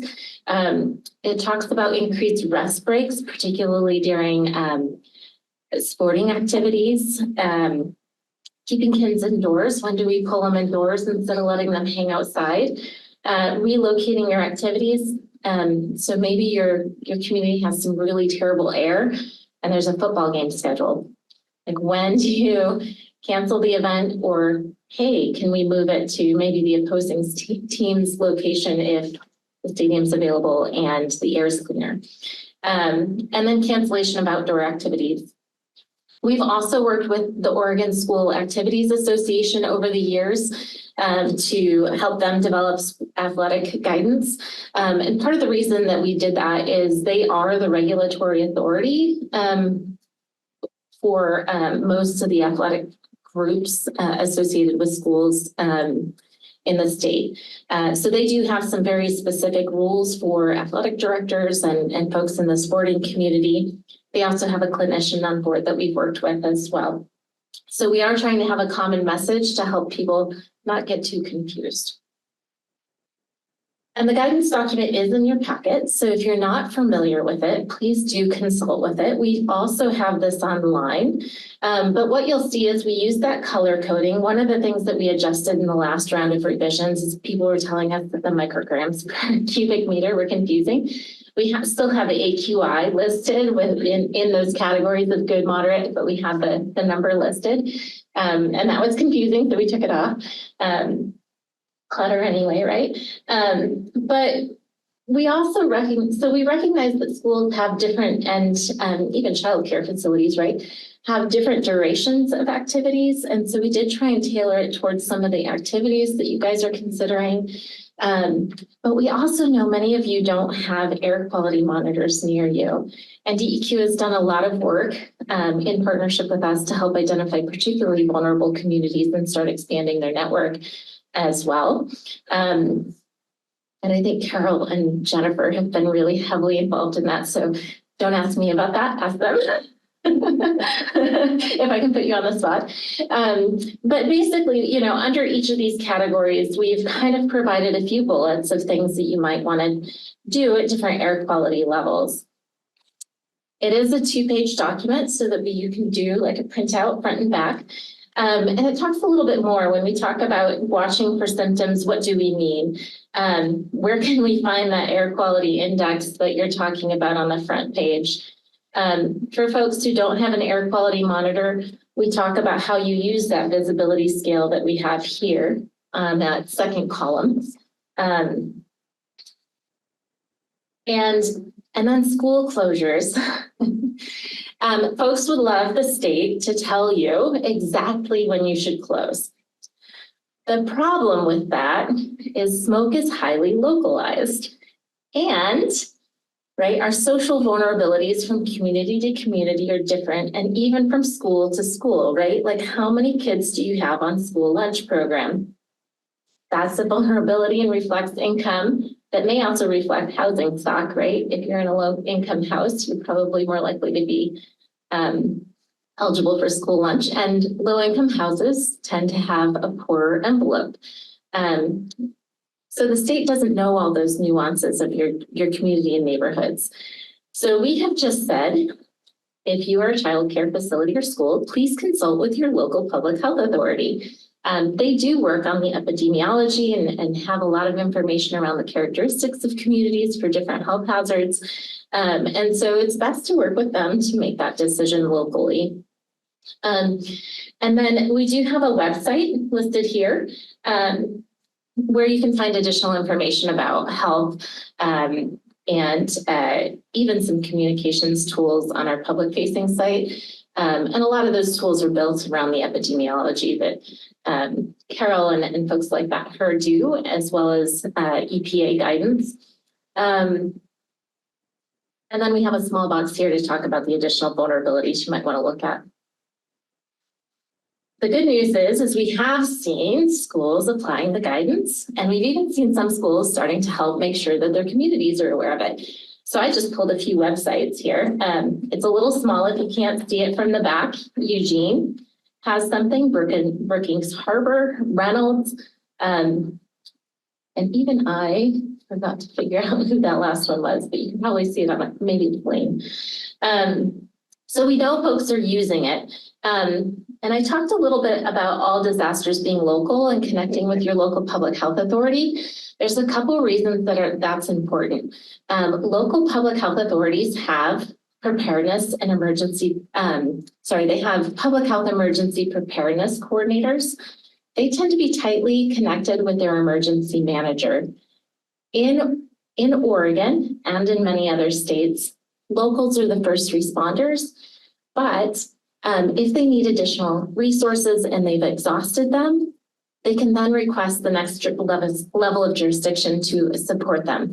So your emergency managers can go into a system and formally request assistance from, say, ODHS for those, larger air scrubbers that are on trailers to come in and support you. Granted, that cash is somewhat limited, but they do have it. So be connected with those folks, both for assessing vulnerability and connecting with resources. Those folks are also on those smoke calls that Jennifer mentioned. And so that's a way for them to also kind of informally let us know that there's a need. And sometimes they don't know what's available, particularly if they're new. And so that's an opportunity to say, hey, I heard you mention this.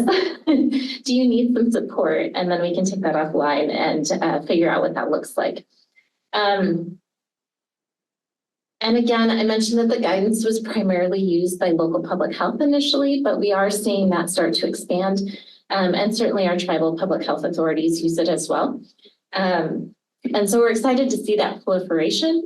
But when it was developed in 2014, we were basing it off of local public health feedback. And so I'm hoping that we can hear more from you all as we move forward. I did just want to touch on a couple of things from, I know Jennifer covered the smoke protocol in depth, so I won't do that here.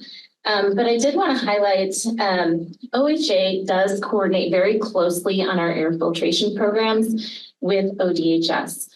So when we were trying to figure out what that looked like, we tried to create some continuity. And we do regularly communicate with them. And in fact, they help us distribute the individual filters sometimes. So we do partner. I did hear somebody say indoor air quality and having difficulty measuring it. So while there's no one regulatory authority in Oregon for indoor air, many of you have employees. I would venture to say all of you have employees. And on the call, the smoke protocol call, the Oregon Occupational Safety and Health Authority Administration is on the call. They do regulate the health of employees. And although they don't regulate indoor air per se, they do have some capacity, somewhat limited, but they do have capacity to go out and help sites with employees, that's your key phrase, evaluate their indoor air. So keeping in mind that that's another resource that can help you determine what you need to do, even with your kiddos, right? Because that gives you some measurement that you can go back to that in that guidance and see what needs to be done. Jennifer mentioned the connection between local public health authorities and emergency management for those community response plans. The reason that's another important protocol resource for folks is that when we look at the preparedness and response cycle, there's a preparedness phase. There's an initial phase where we announce those alerts. And then we have kind of maintenance, evaluation, and recovery. So on the health security side, when Jennifer at DEQ and Carol's team in environmental health, we're talking about how do we make sure that we align this with the wildfire work? We intentionally align some of the communications requirements around things that we would want to see happen during disasters and wildfire smoke events during the wildfire season. And so it helps us, our wildfire prescribed burn, our prescribed burn guidance is kind of our preparedness season for wildfire season. So there is continuity between those. And you'll see the school outdoor guidance often pop up in both settings. And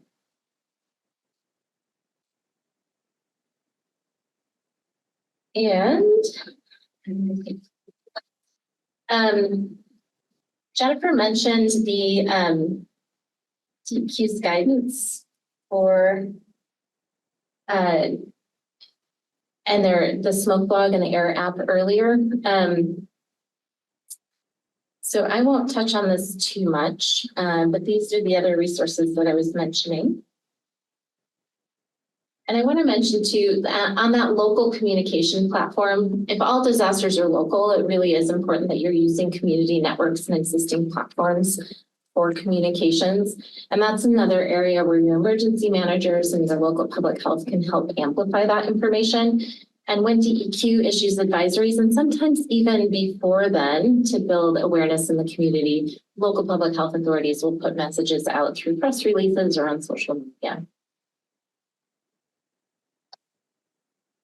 If you're curious about what we do have available to help supplement your information for the school outdoor guidance, we do have a website. On that site, we do have pre-translated materials in up to 10 to 14 languages. Our social media videos are kind of the exception. Those may only be available in English and or Spanish.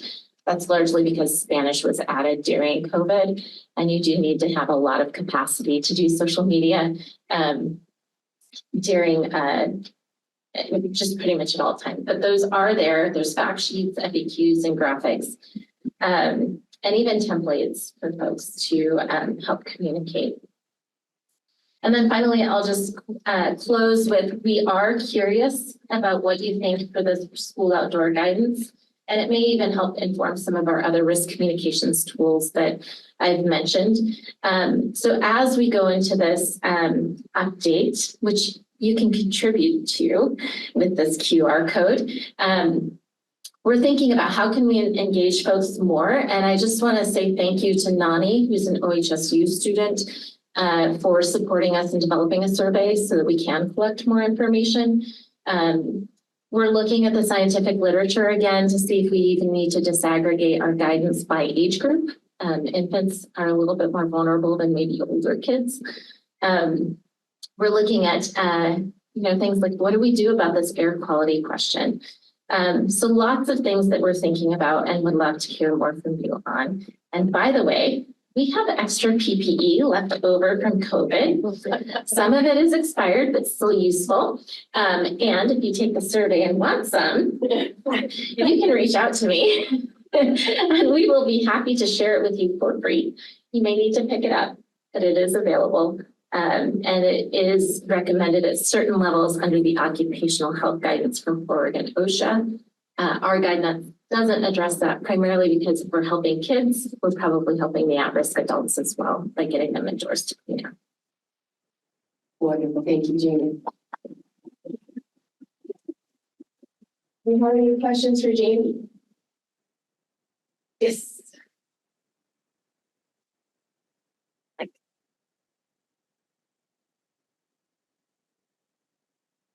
Hi, Christina Cortez-Vanek with the Department of Early Learning and Care, Public Information Strategist. I've used this for many years since you did the revision, and I remember when you revised it. So thank you for that. It's a beautiful, useful tool. I did want to ask, and I think you touched on it a little bit, that you guys are being a little bit more thoughtful about the different age groups. And of course, with our specific age group of 0 to 5, this language is really, it does read for schools. And we do have childcare programs that don't consider themselves to be that. And so have you considered creating a tool with the same colors and the same guidance, but the language fits more in that space? And if not, I'd love to collaborate with you. Yeah, so I think that might even be, like, that is something that we're looking at the literature on. I think we're trying to figure out, do we need separate guidance documents, or can we somehow squeeze it into one still and keep it one guidance document? But we were thinking it was time to rename it, because we know that this is being used not just by schools, but we've seen camps call in the summer and ask what they should do with their outdoor activities. And we're even thinking about, there are other events where PM 2.5, that particulate matter, is a problem. We haven't seen many volcanoes go off in Oregon lately, but certainly that would be a source of particulate matter. So we're even thinking, like, should this be called for wildfire smoke if we have other disasters? So those are things we're looking at. Feel free to take the survey so we capture that. But yeah, I would love to collaborate more. And Nani, where are you at? Over here in front of the camera. She's also helping take notes and keep track of what we need to do. So please use the sticky boards and everything else too to lodge those kind of things. Any other questions for Jamie? Yes.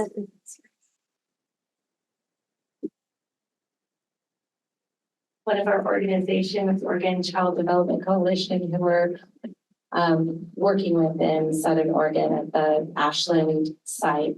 They do have their own guidance at AQI, and they do include when to have closures, and they have considered all of those important points of providing a safe space for children and nutritional meals and everything else. But they did do it based on visibility and transportation. So I didn't know if OHA would consider that, working through those considerations just to give a base guide on visibility and transportation and busing and that kind of consideration. I'm seeing Carol nod. I think I would be open to it. She's my partner in crime on the FE side. So if she's game, I would be game. That'd be great. Excellent. Well, thank you so much, Jamie. It was wonderful. Okay, so the last formal presentation of the morning is from Parichehr Salimifard. She is one of our newer faculty members here at OSU, although I got to stop saying that because it's been a couple of years now. But she's over in the College of Engineering, and she runs a sustainable buildings lab here. So she's going to be talking about best practices for improving indoor air quality in residential homes, settings, and schools. Thank you so much, Molly, for the introduction. So my name is Parichehr, and as Molly said, it's been so I consider myself fairly newish assistant professor at OSU, but it's been about 2 years now. And I run the Sustainable Healthy and Resilient Buildings Lab. To just give you an overview of what we do in our lab. So as it's in the name, we care about buildings because we know buildings are the largest energy consuming sector among all of the other sectors that we have in our economy. And because of that, we have also a very large share of greenhouse gas emissions as well as cultural pollutants from the outdoor air exposure that we care about. So buildings are at the front and center of climate action for us, but also for public health, from whether we care about outdoor air health or indoor air health, any of those. So that's for all of those different purposes, we focus on buildings. But it's not just about being sustainable and being healthy. COVID was an example, and also wildfire is another example for us here in the West Coast, that it also impacts our resiliency of our society. So for all of those purposes, so we focus on projects that focus on energy efficiency and sustainability, but also how can we make buildings more climate friendly and also more healthy and resilient, so we can continue our operation. indoor quality has been one of my focuses since grad school, and even my family and friends would make fun of me. It was like pre-COVID, obviously. So they would just say, "Oh, Parichehr is just playing with a bunch of dust and particles in the lab," as I was just experimenting. For example, how do these now new coming particle counters and low-cost PM sensors would perform to measure these common indoor aerosols? I don't have to talk about why do we care about indoor quality here, even though for engineering folks, my colleagues, I have to spend a few times to say why do we care about IAQ at all. And then I would just cite some of the public health studies that will establish the health impact. So Carol, the presentation, the first one today was wonderful to establish all of that, and I don't have to preach to the choir for this audience here. But then COVID happened, and then the same friends were just joking about my research would call me to ask recommendations and maybe some advice on what should we do in our home, in our office, what type of mirror filter should I purchase, and so on. But then I back in the day when I was looking at aerosol transport research and experiments with low-cost sensors, it's about 2015 to 2018, and I was back in Pennsylvania and we didn't have any wildfire, but I would see those in the news. And I remember I was talking to my advisor to say, oh, maybe you should look into those applications. And he was like, if you ever go to the West Coast, maybe that's a region that they would care about it. So fine that I end up here finally. But so some of the, maybe another example of some of the gaps that we saw in our practices in building industry was more evident during 2020. So I have this picture of Portland in summer 2020 here for the wildfire that we had. And some of the advices that we were giving for building managers and homeowners during COVID was, even if you don't have an HVAC, just open your windows, right? You can increase your ventilation rate, and that would help reduce the risk of COVID transmission. But then when we had both of those happening at the same time here in Oregon, then you don't want to bring in the wildfire smoke. And that was basically a recipe for disaster and an example of how our buildings are not built to be resilient for these kind of events. I love the, so AG, that's one of the codes. So thank you, Jeff, for mentioning that. So we cannot control what we do not measure, right? And historically, we have not been measuring PM inside buildings. Even the most kind of high-performing and smart buildings, those even expensive ones that are built, those commercial buildings that are marketed as such, they do not have PM sensors built into their controls. So even the highest tech buildings that we have, we measure CO2 and use that as a proxy for air quality. But that's, I think that's been one of my pet peeves, that these two are not necessarily correlated. And part of the reason that we have not been able to do so has been the cost of PM. So PM sensors are much more expensive than CO2 sensors. But since about a decade ago, there has been more progress in making these to be low cost. These are mainly optical particle counters, and that has been part of my research to focus on can we reliably use these low-cost sensors, or maybe mid-cost, or which one of them are reliable enough, give us good data when we compare them to these lab-grade monitors to measure specifically indoor aerosol types that we deal with.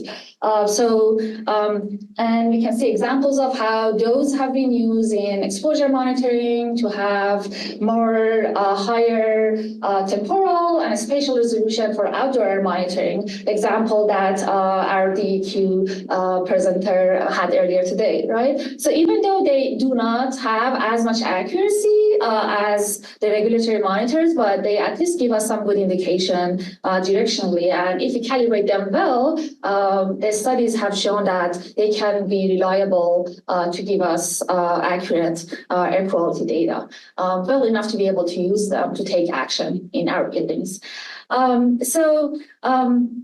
Molly mentioned that I've been here for a few years now, and I've been lucky to meet the Aspire Center, Molly and Perry from the get-go, and they supported us with one of the Aspire Center grants. And through Aspire Center, I got to meet Sara, and we joined forces across our different pilot projects, and we had some air quality monitoring in Ashland schools. Okay, if I can get this.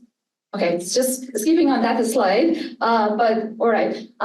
So we have co-located some of our mid-range indoor environmental quality sensors. You can see the picture of that. It's IC Sentinel. I call it IEQ because it does PM, but also it measures the humidity, temperature, CO2, pressure, even light and sound levels. And Purple Air has been the low-cost PM sensor that has become one of the most popular ones in the market. And we heard from our previous presenters mentioning using Purple Air for both outdoor and indoor air quality monitoring. And Sara has been using Purple Air in Ashland schools for a number of years. So we just co-located these different sensors in different classrooms, and we have a number of different sites. We have a couple of schools and preschools, a public library, and a science museum. And you can see our students who joined us for the installation of these monitors having fun in the science museum and the schools. Just a couple of preliminary results. These are not yet peer-reviewed, but I was just excited to share some of the different questions that we are looking at with the data that we have collected across these pilot sites. And it's actually tying to some of the discussions and Q&A that came up earlier.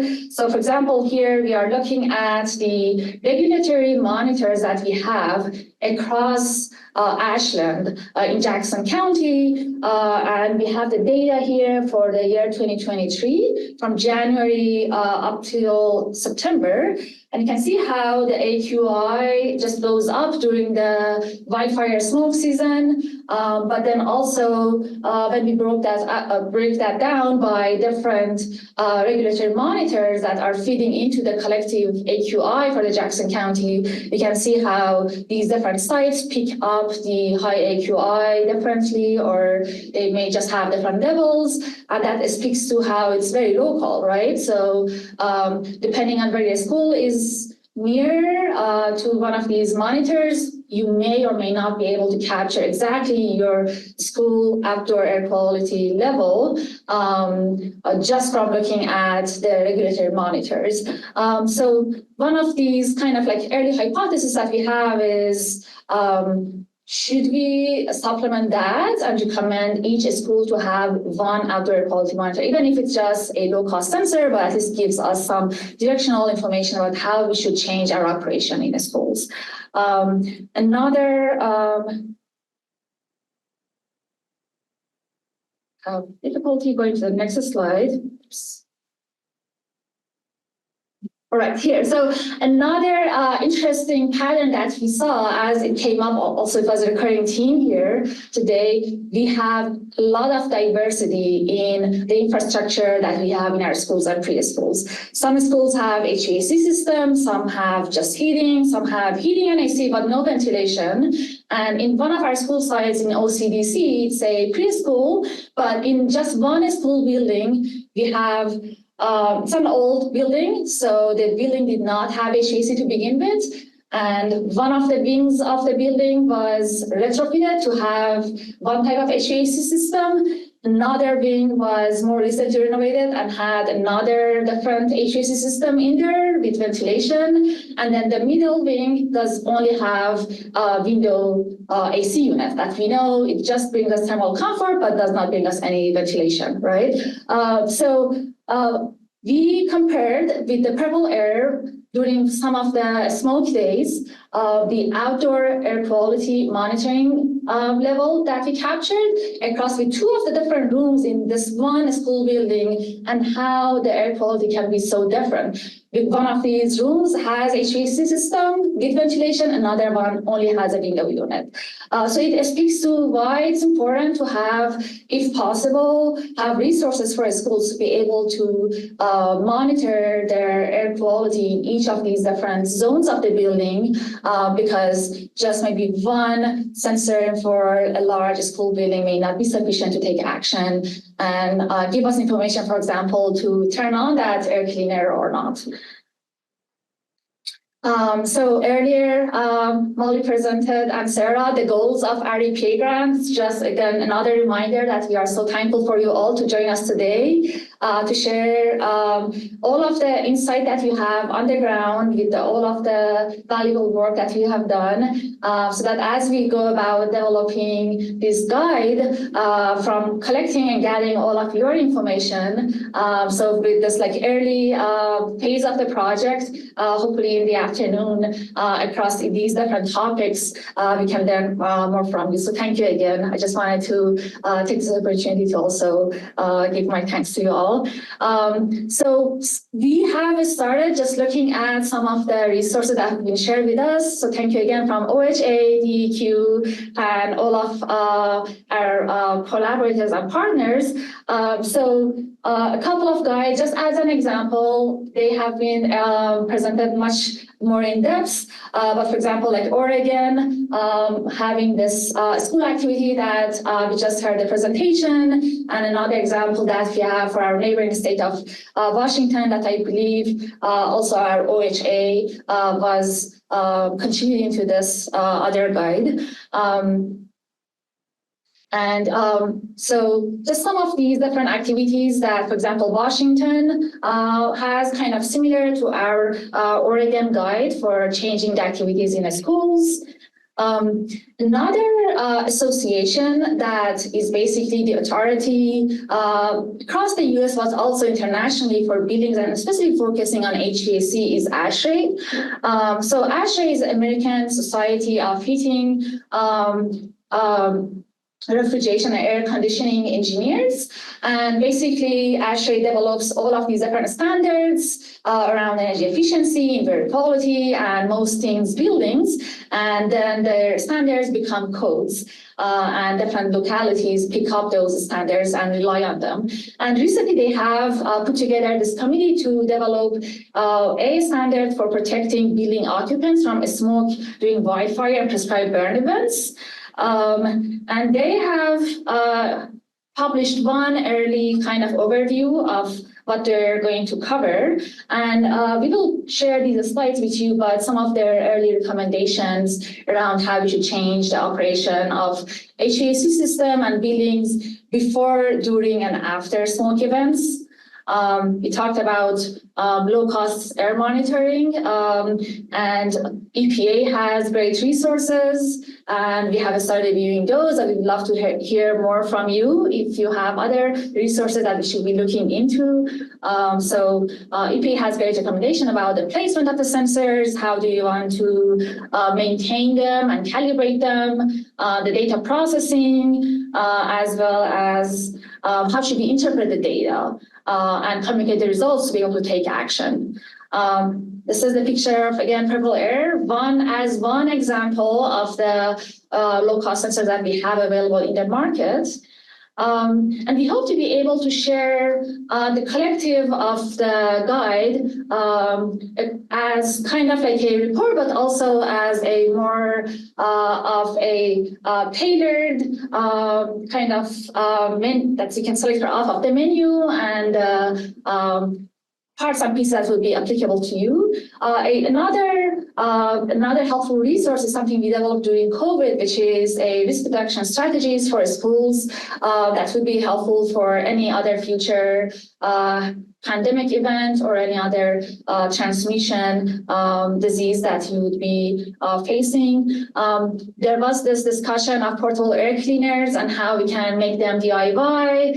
And we have also a couple of guides developed for the lay audience on how do you measure what's basically size you need. We just these are one white paper that explains it very simply. What are are the basics behind it? And then a very simple tool to use, basically to just put in your dimension of the room and then guides you to select the right size. There has been information about the policies and resources. So just as one example, focusing on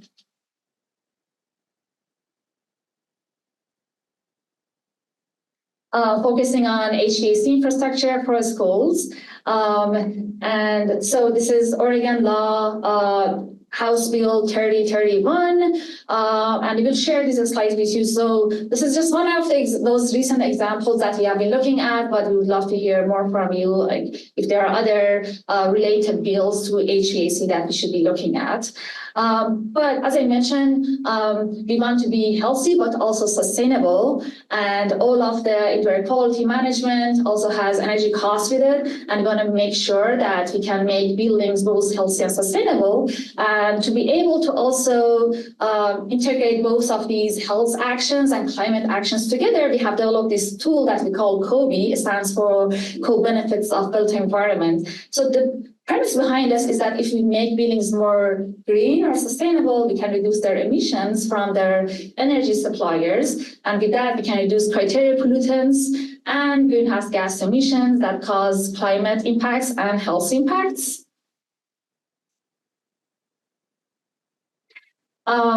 So we can share the paper behind it, but the most kind of relevant and exciting part is that we have developed a simple tool to use for any stakeholder, even like a building owner or homeowner. You can just simply put in your zip code information and your energy bill information and be able to assess the footprint of your climate impact and health impact. And if you are taking any action to retrofit your building, to have, let's say, an energy retrofit or IAQ retrofit in your building, then you can basically run those different scenarios and quantify the health co-benefits and climate co-benefits. And that can hopefully help to improve the ROI of your project and also help attract more funding for your different indoor quality projects as well. With that, I would like to also thank and acknowledge the whole team. And as Molly said, it takes a village. So thanks to our collaborators at OSU Aspire Center, as well as Sara from Smokewise Ashland. And really everything that I shared from our efforts with our team is thanks to the students who have been doing all the awesome job. They're sitting over here, and I have asked them to reach out to all of you during the breakout session. So basically to get more information from you all. So thank you again. And if you have any questions, I don't know if you have time for that, but happy to discuss more. Awesome. We've got a little bit of time. You were able to wrap it up. Oh, in the back. Oh, we've got Gretchen. I was going to say, several people have mentioned the Corsi box fans, DIYs. Eileen has a setup in the back there. If you want to see those, actually how they work, she's brought show and tell. It's wonderful. Any questions for Parichehr? We're all eager for lunch.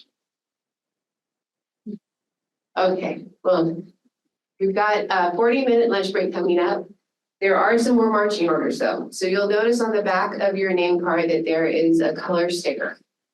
So when we come back from lunch at 1 o'clock, we're going to do breakout sessions. The people online get to stay online, but we've divided you up based on the color of your sticker into 2 groups. Okay, so thank you everybody.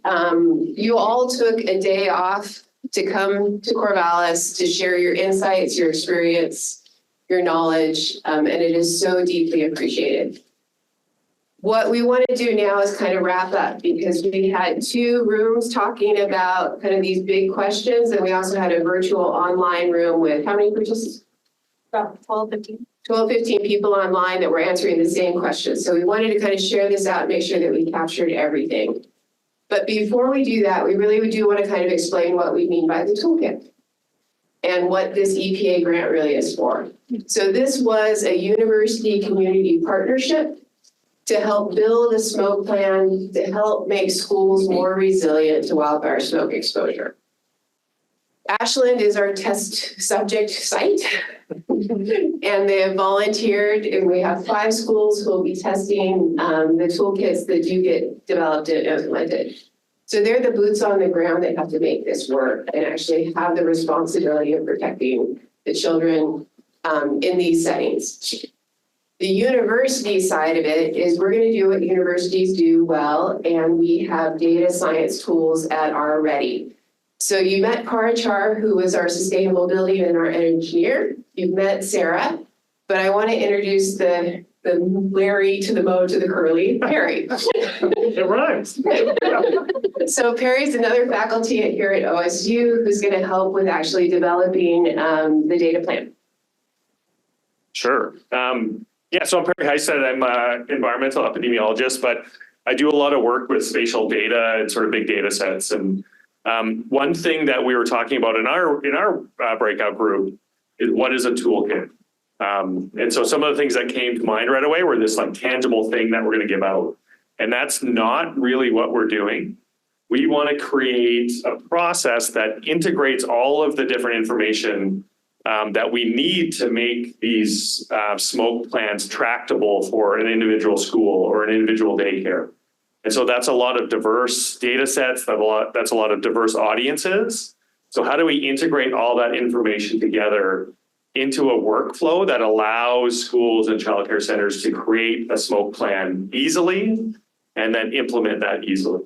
And so that's the end goal. I think creating and integrating all that information is going to be the major challenge, as we've heard today. And we've heard a lot of good ideas of different types of data that are out there, different things that need to be integrated that were definitely not on our radar. So this has been really useful. It's still a work in progress, but that's sort of the direction we're moving in. So thank you all for all this input, and you'll definitely be hearing from me and other people as well as we move forward. So back to you, Mom. And now I'll translate the data science.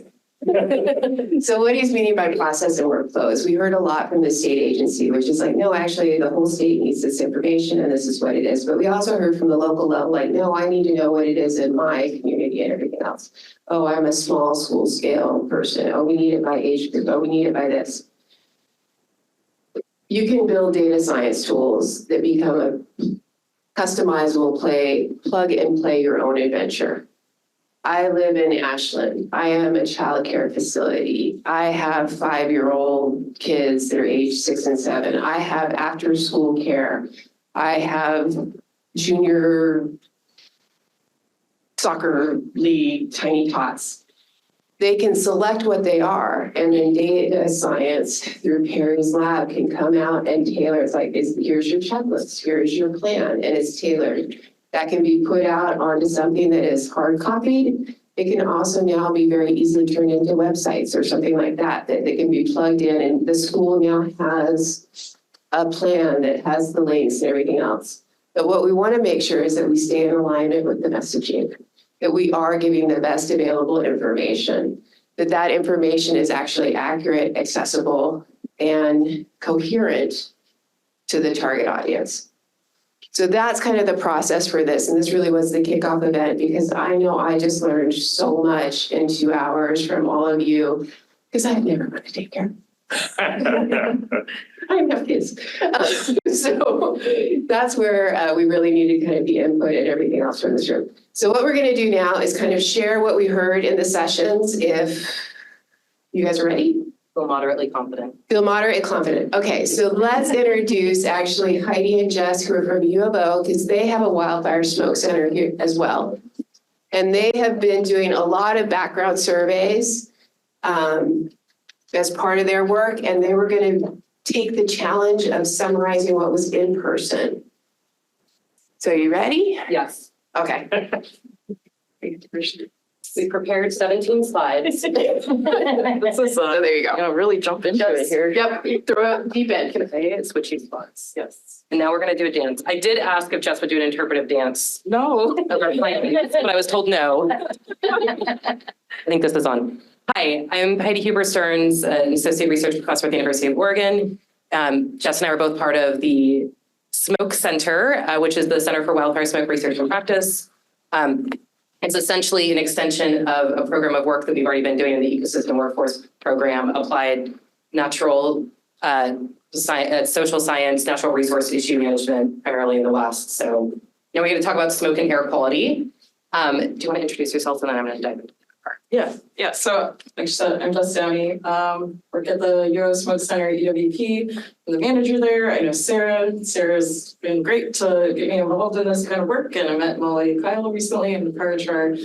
And I have a background, like I was telling someone else earlier, I have a background in healthcare. Then I went back to school and now I'm like doing research stuff. So like I kind of like being able to have like kind of like this meta approach to being able to see like these problems from different sides and angles. And I also used to live on the East Coast and I live here. So it's just, I don't know, it's kind of cool to be able to see it from all these different angles. That's me. And Jess is thrilled to be working with us also.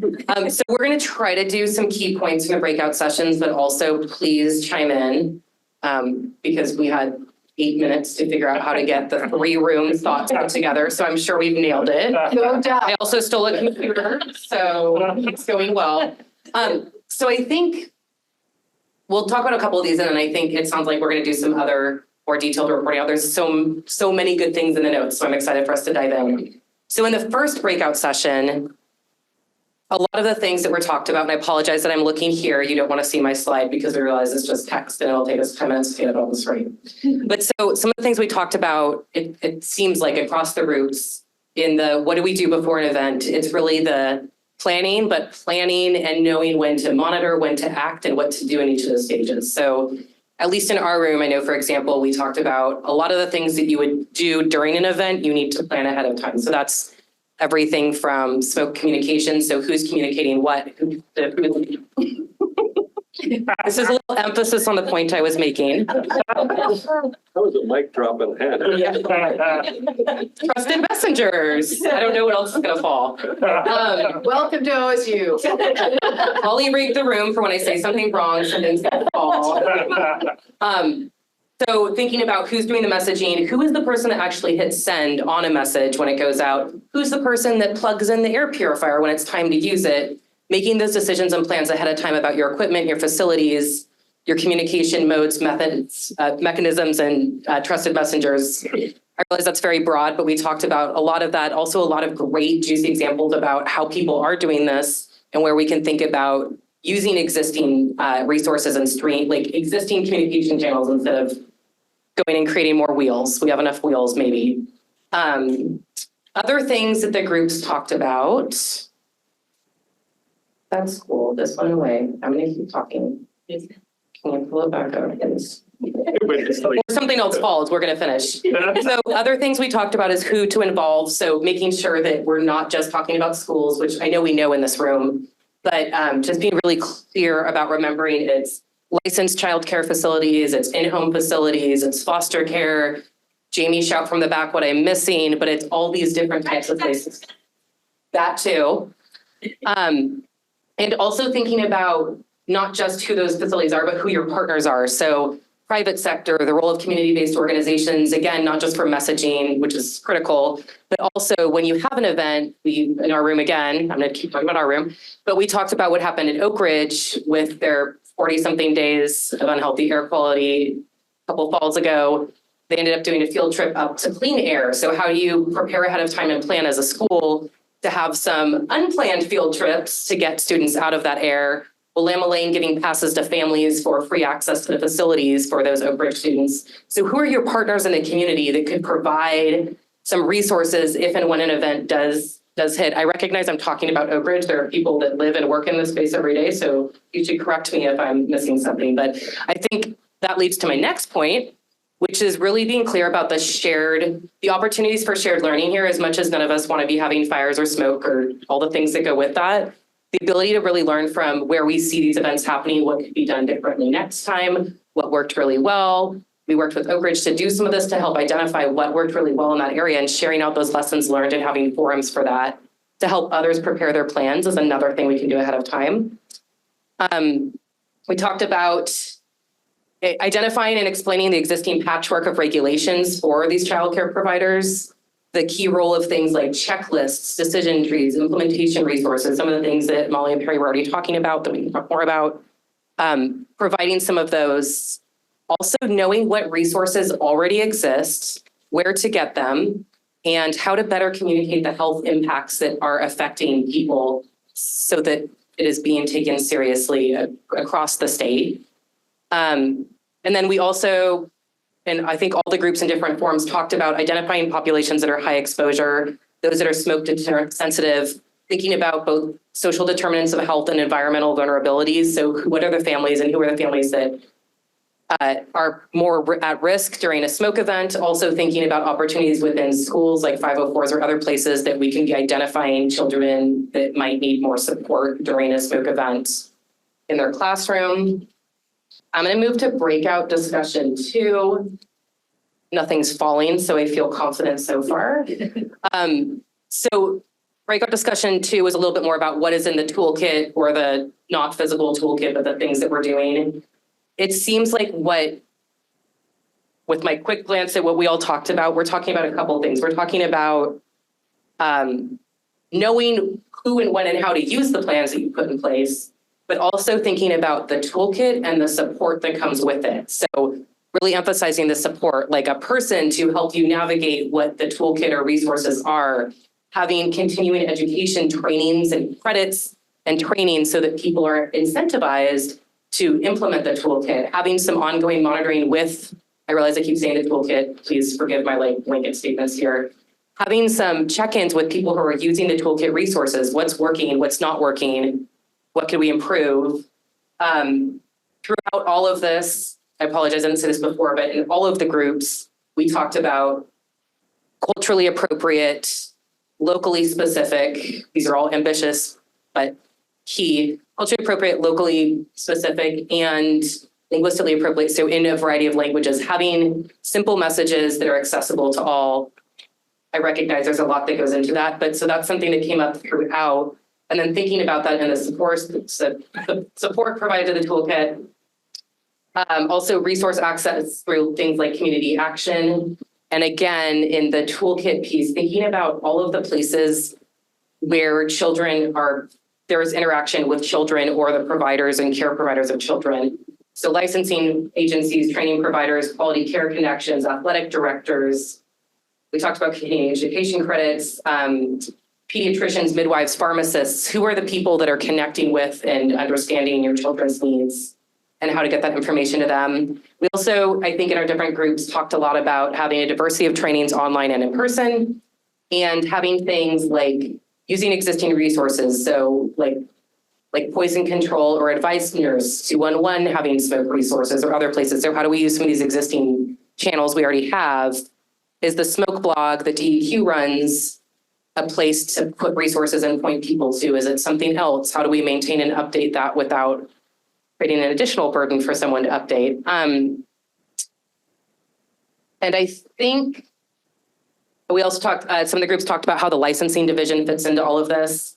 And then one other thing that I know at least our room talked about it, and I see in a couple other forums, is not just the care providers, but also thinking about supporting teachers and parents with equipping them with information, knowing what to ask. What do you ask your childcare facility about what they do in smoke or heat or whatever it is? So parents being educated, empowered advocates, like giving them information to help understand these aspects of their children's safety. With teachers, having some champions in the classroom to understand what their roles and responsibilities are as teachers and how that intersects with what their administration is doing. So thinking about kind of the communication and support here being at multiple levels. Okay, what did I miss? Nothing. Probably nothing. I mean, I could add a little bit. Yeah. I feel like I'm doing comedy stand-up. Meeting first, this is the Heidi and Jess show. Okay, nice, thanks. So I guess like the other thing I wanted to add, and anyone from the Early Childcare Learning Center, please correct me if I misspeak anything about this, but someone mentioned there's a childcare resource and referral network, and it covers across 16 different regions, and they're tasked with providing trainings in English and Spanish or other languages that are needed in that community.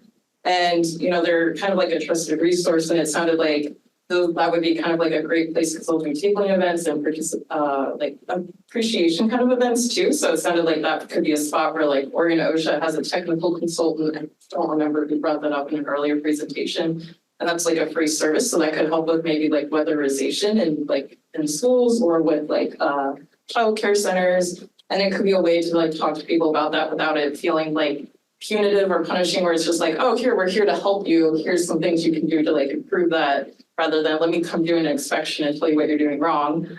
And then also like maybe inviting Oregon Health Authority or just like others, but just that seemed like something that was like key to bring up. Yeah, but and I say a lot of the other stuff we kind of already talked about. I mean, one thing that we've talked about too, I guess, was like school nurses may not be as much of a thing in Oregon. I don't know if anyone wants to correct me on that, but I was like, that kind of came up in our group and I was like, what? Maybe Jamie has more. It's a this. Okay, that's good. They exist, whether they're geographically distributed evenly, they're not. Okay, that's good to know. Yeah. I think that's it. Okay, I'm gonna have one more, sorry. Yeah. Okay, the other thing I did want to mention is our group also talked about, and I saw this in some of the other notes, the importance of trauma-informed communication. And as I learned from Jamie today, sorry that we keep pointing out Jamie, there is no communication guidance for trauma. There's no trauma-informed communication guidance for mass communication for hazards. And so something to consider around how some of this is approached. So we will stop there. Molly, I hope this was everything you were looking for. I think it's great. You guys really, you rose to the challenge that they didn't even know they had when they first showed up. So yes, well done, you both. We also, I keep mentioning kind of online, but we had a lot of online participants. And so these are the people that actually kind of probably represent a little bit of a different portion of the state because traveling here would be difficult. Steph, did they capture it or was there? Yeah, okay. Kind of filed them. So that had everything in it. Great. So did we miss anything? I kind of want to open it up for kind of last comments. It's 3:45, so we're right on time. We wanted to try to get you out of here before traffic got too nuts. But is there any last comments from the people in the room?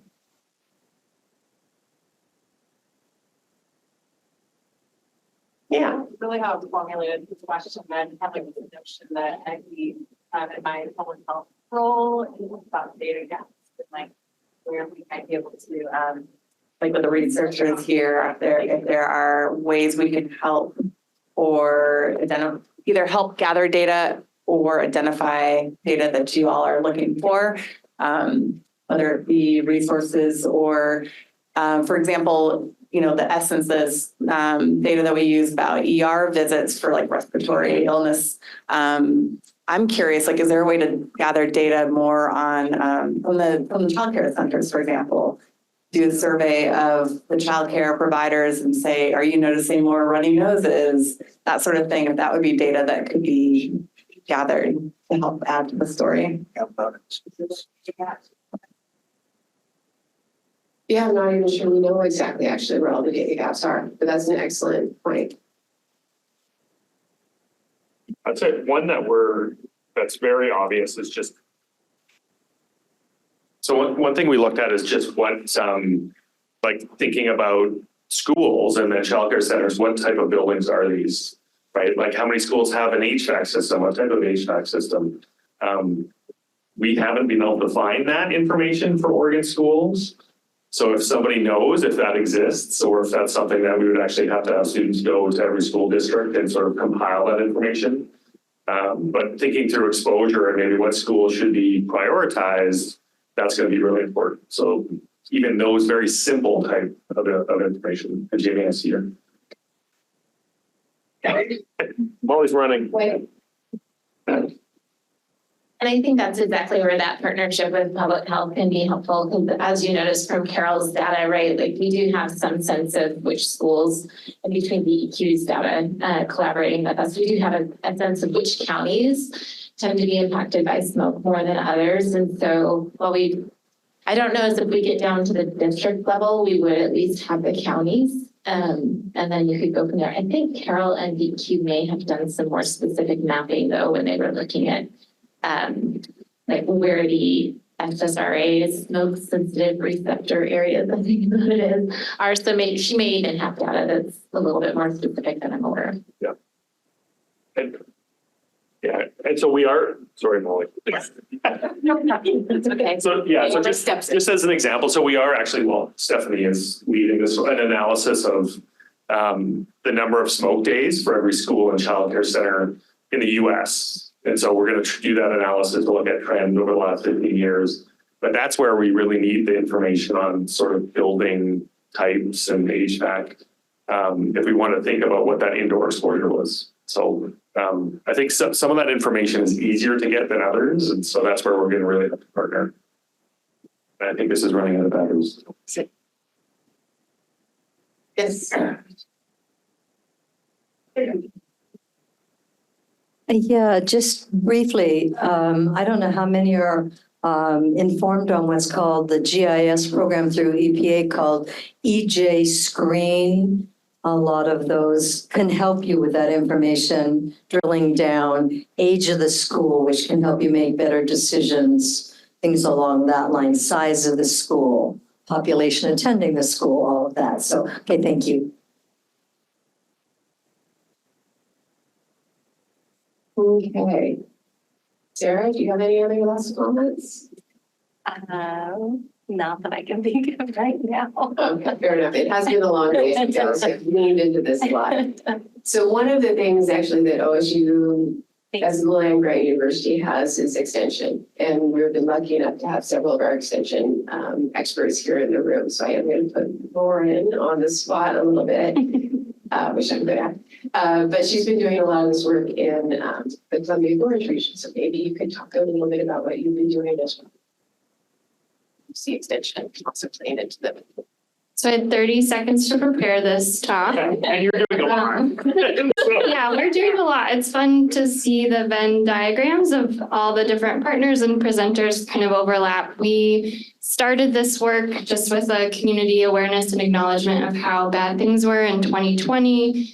I personally was on phone calls coordinating getting eye drops out to farm workers to make their work in the orchards slightly more tolerable during a horrific smoke event, and kind of personally vowed to never be in that position again. As someone who's trained in public health, that was the furthest downstream I'd ever been.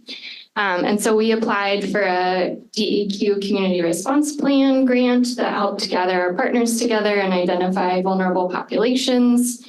That also helped us to receive some OHS Unite Cancer Foundation funding to get our first suite of monitors.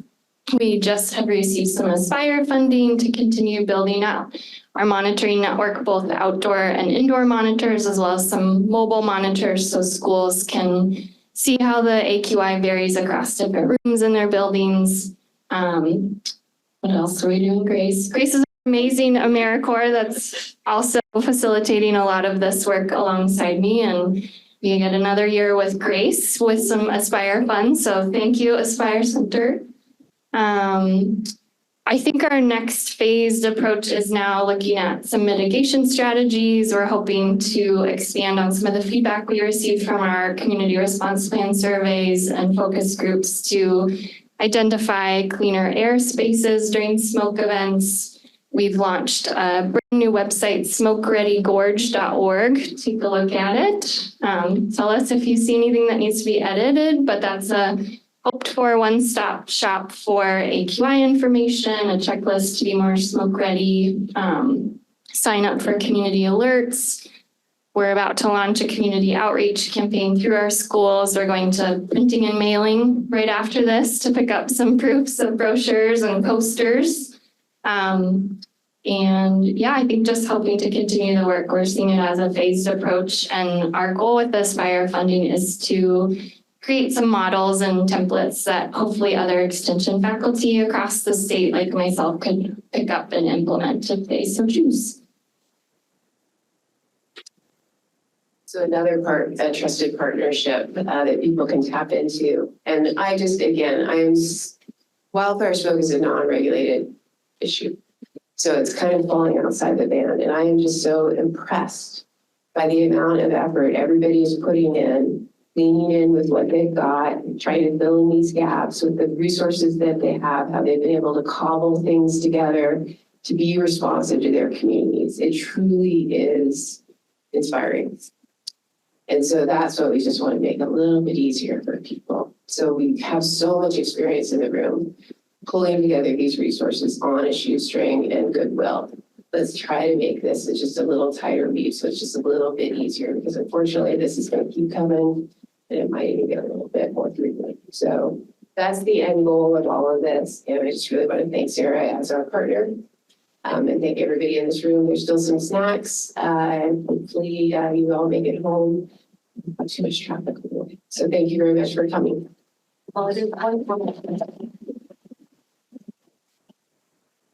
Sorry, I just wanted to share this last comment from online from Liz from PELC. She just mentioned that OSU is home to the Early Learning Systems Initiative, and they provide some training to preschool programs funded by the state.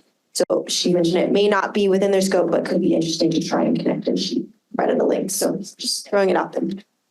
So yeah, we will be following up with a comment card. You can write them in here. We'll also have your email. So we're going to follow up with a survey, a chance for you to kind of, having ruminated a little bit on it, tell us some more of what you think. Yeah, thank you.